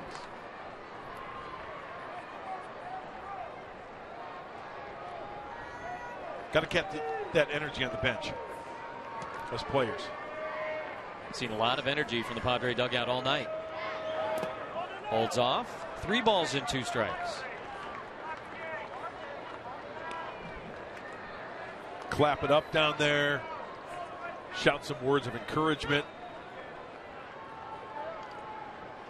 Amarista and Almonte both out of the game. Andrew Cashner will start tomorrow.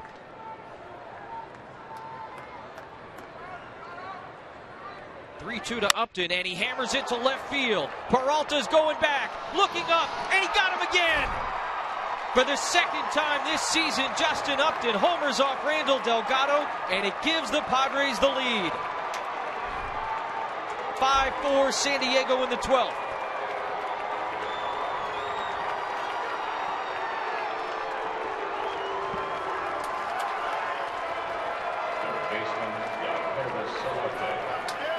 love reruns.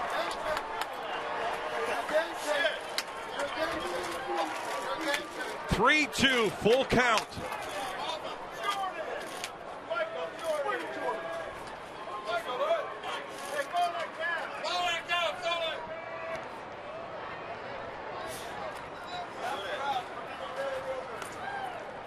High five from his brother. Getting extended. That's a good sound. And he adds on to the home runs that he has hit here in this building. Solarte hits that one well up the middle, and it gets past Owings into center field. Homer single to start for the Padres here in the 12th. Second hit of the night for Solarte.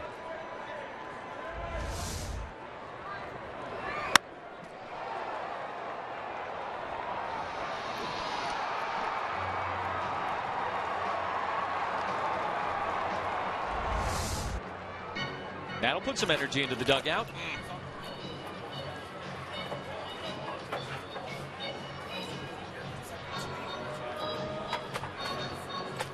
Quick meeting on the mound. Mike Harkey, the pitching coach. Evan Marshall is heating up in the Diamondback bullpen. And look at Craig Kimbrell still out on the bench, rooting for his teammates. I love that. Love that. Moving up that leaderboard, ties with Chris Young for the most career home runs in this building.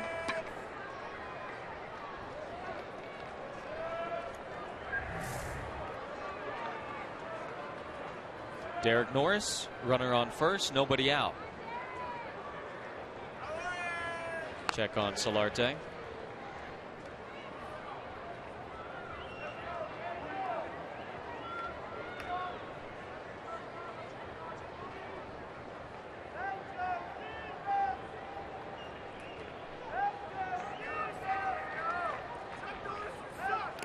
Norris swings. That one gets away from Pacheco.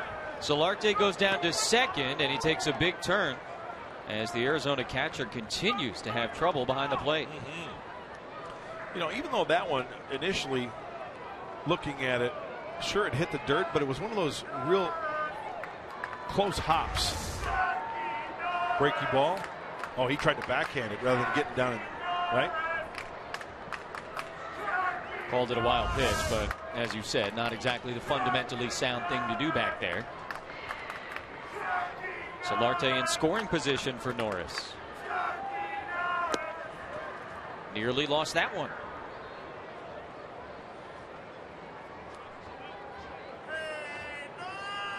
Extra innings. Tough on the catchers. Absolutely it is. Padres Live, the post-game show coming up.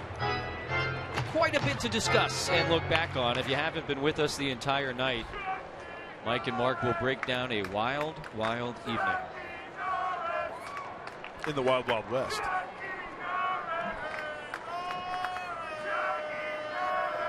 .182 pitches Pacheco has caught tonight. Earned his money. Norris up the middle. Nice stab by Delgado. Chases Solarte back to the bag and throws Norris out for the first out of the inning. What a great reaction by at second base, huh? Solarte scampering back. Natural reaction is, I want to go to third base. Secondary lead. Ball is struck. Scamper back. You can see Pennington, the shortstop, telling Delgado, throw to first, throw to first. Get the out where you can. He did. One away. Will Venable single and a couple of walks tonight.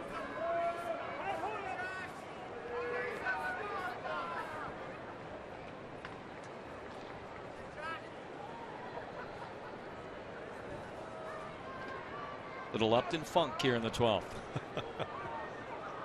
Brothers hanging out there on the bench. Brothers Upton. Jim Joyce says he swung. Melvin Upton there behind Will Middlebrooks.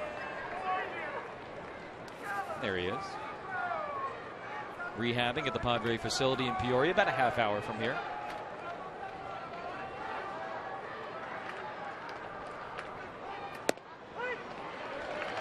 Strike two to Will Venable. Not a bad game to check out for all the rehabbing players that came over. Fedorovich and Lupke, Melvin Upton Jr. They've seen quite a ball game. Good one for them to be a part of, too, right? Sure. A little bonding with the 25-man roster. Venable takes, strike 3 call. Delgado hits the outside corner, his 4th strikeout, 2 away.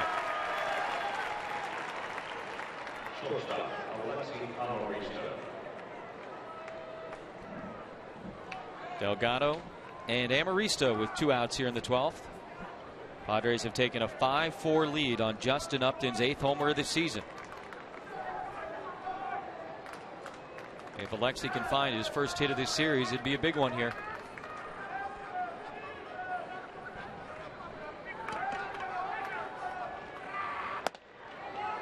.46th pitch in relief for Delgado, misses outside.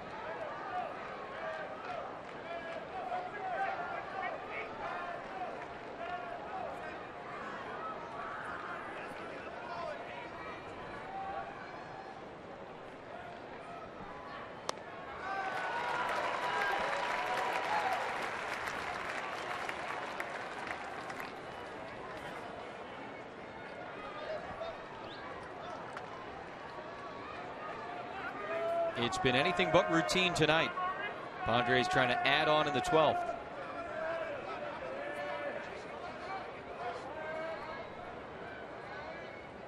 Amarista slaps that one the other way for a base hit.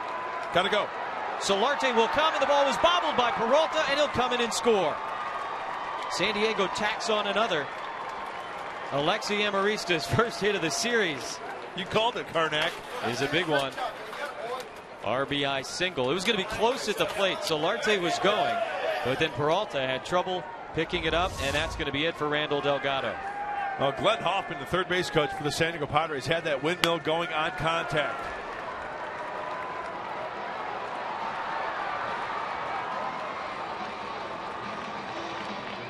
Everybody's all fired up. Jose Valentin. Big smile from the little ninja. Pitching change in the top of the 12th. Now a 2-run lead for San Diego with 2 outs. And Clint Barmes coming to the plate.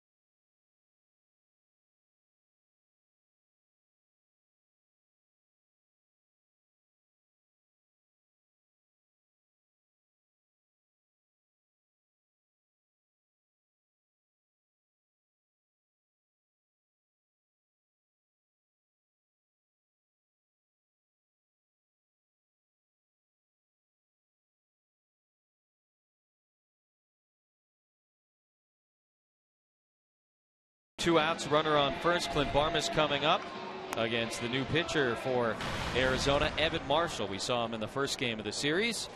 Pitched the 9th inning of the blowout win for the Diamondbacks. A little bit different story here tonight after the Padres took game 2 of the series yesterday. Well, we hope you've enjoyed this e-ticket ride tonight. The up and down roller coaster of Padres baseball here on Fox Sports San Diego. Tuffy goes to which goes behind the plate. Marshall on the double switch. Still runner on. And 1 out to work with here for Clint Barmes. They'll check on Amarista, who singled home Yangervis Solarte with the 2nd run of the night. Sean Kelly warming up. Kevin Quackenbush pitched a 1-2-3 11th inning.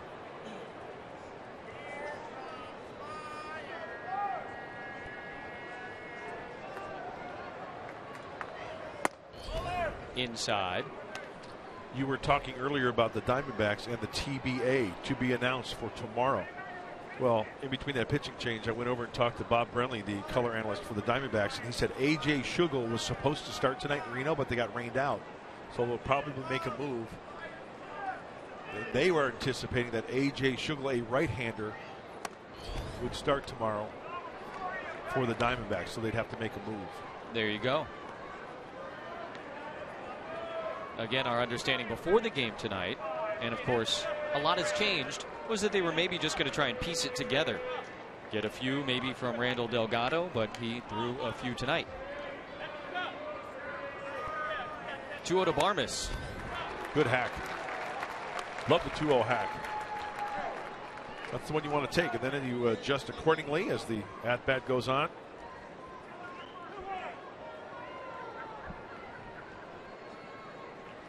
Barmes has a solo homer this year.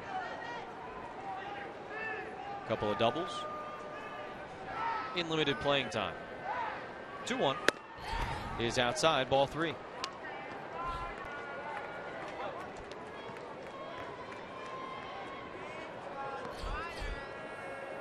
Three for 6.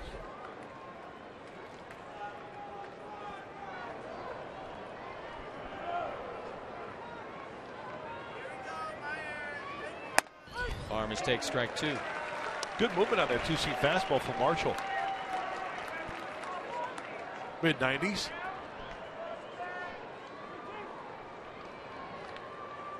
Marshall has given up runs in 4 of his 6 outings, but he comes on here with 2 outs.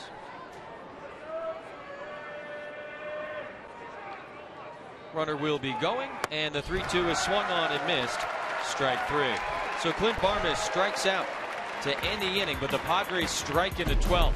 Justin Upton led off against Randall Delgado, and for the second time this season, he homers off the Arizona reliever.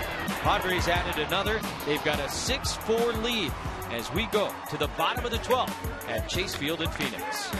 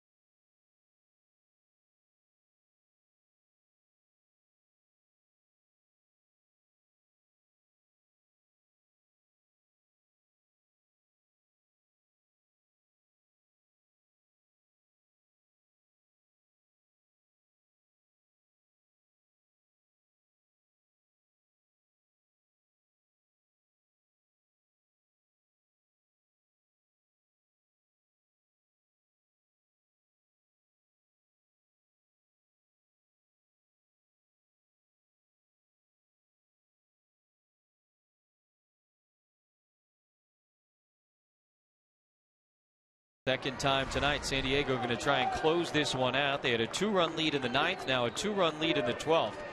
Thanks in part to Justin Upton, solo homer leading off the top of this inning, as Kevin Quackenbush stays in for his second inning of work. He will face the catcher, Tuffy Gozawish, who just came into the game as part of a double switch. And then the top 2 men in the Arizona order, Ender Inciarte and A.J. Pollock. If anybody reaches for the Diamondbacks, it'll bring Paul Goldschmidt to the plate. You're up to date. Tomorrow, of course, is still a big topic of conversation because all kinds of possibilities for the Diamondbacks starting pitcher. Yeah, Bob Bradley mentioned just a bit ago that A.J. Schugel could start. He was scheduled to start in Reno, but they got rained out. And also Daniel Hudson is an option. Daniel Hudson threw a couple nights ago. He threw an inning. That was on Thursday night. He has starter experience, and he'll be matched up against that right-hander, Andrew Kastner. Mike Pomerantz, Mark Sweeney at Padres Live, the post-game show. They'll fill you in when this one comes to a close. Liner to center. No problem for Will Venable. One away here in the 12th. Extra innings madness. I like that. I think that's a good way to refer to today. Bryce Harper did it again, and we'll hear from Buddy Black.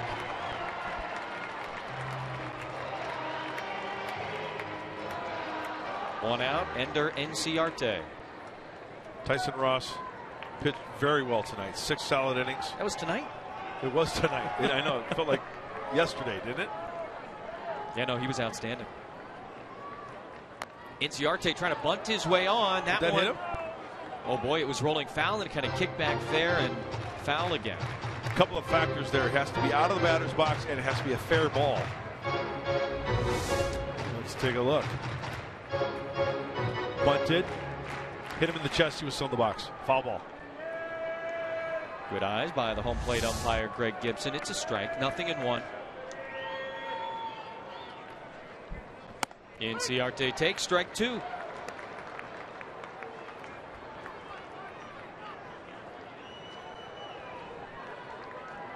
That'll hurt the old batting average. Enciarte had been hitting the Padres well, but held in check. First 3 games of this series. Back to Quackenbush, who knocks it down. Going to be a tough play, not in time. Oh. It rolled a little bit too far away from Kevin Quackenbush. And an infield single for Enciarte with 1 out.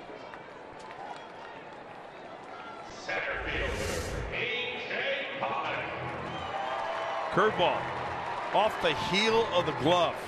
Maybe even a little bit of the wrist.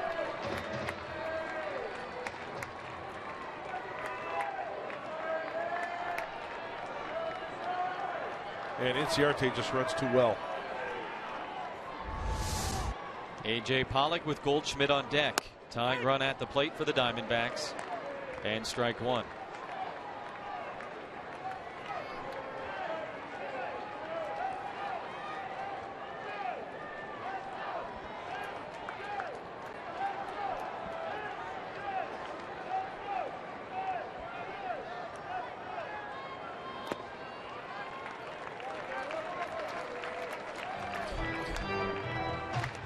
Love the double play. Avoid him.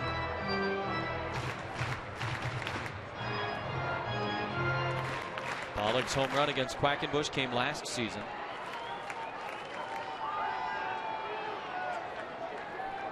Pollock has grounded into 3 double plays this year.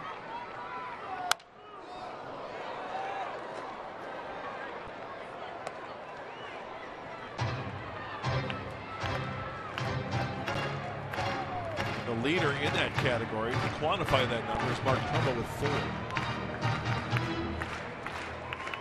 So you'd say he's a good candidate.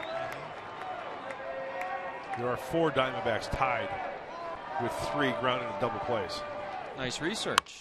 Lines this one foul off the end of the bat.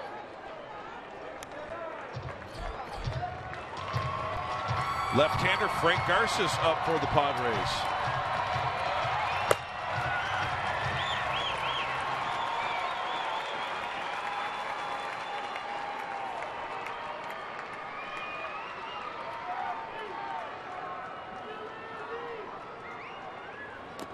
Holds up. Nice sliding stop by Norris. 2-2.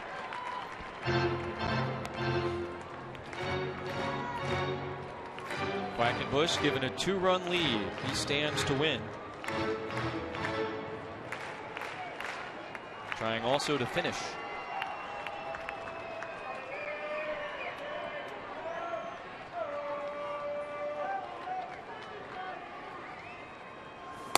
Strike 3 called. Quackenbush freezes Pollock. 2 away. He could not have placed that pitch any better on the outside corner. We've talked about painting. Watch the glove of Norris. Doesn't even move. Got him. Frozen pizza. Right on the outside corner. That baseball splitting the line on the outside half of the plate. So here's Paul Goldschmidt. Inciarte is going to take second base. And the pitch misses low. Ball 1. He was about 25 feet off the bag when Quackenbush came set. Well, you've got Garces heating up in the bullpen. You got first base open. I know it's the go-ahead run on deck. Winning run. Just a thought. Peralta, due up next, is a left-handed batter. Just keep the ball away from him. Keep it down right here to Goldschmidt. Agree? Yeah. Just strike him out.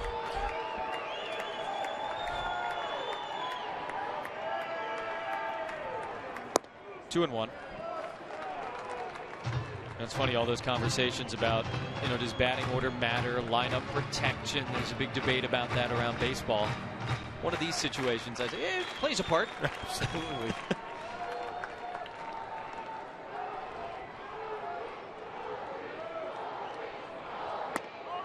Just missing.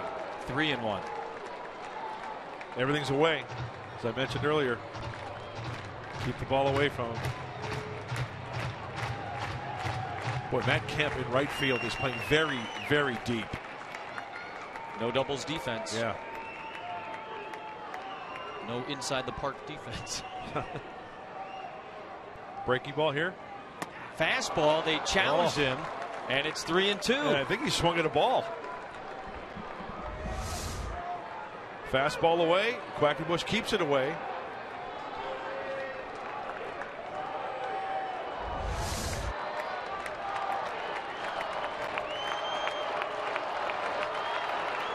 Two to Goldschmidt, and a foul ball out of play right side.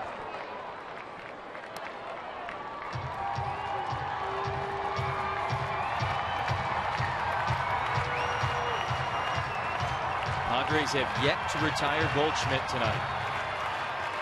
4 walks and a single.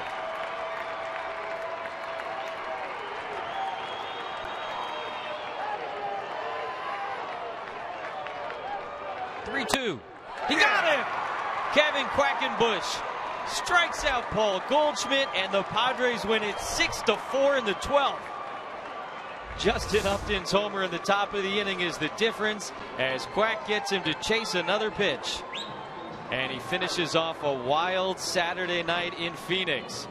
Nice win for the Padres. 6-4 in 12 innings. Padres Live is next. Mike Pomerantz, you've got a lot to talk about.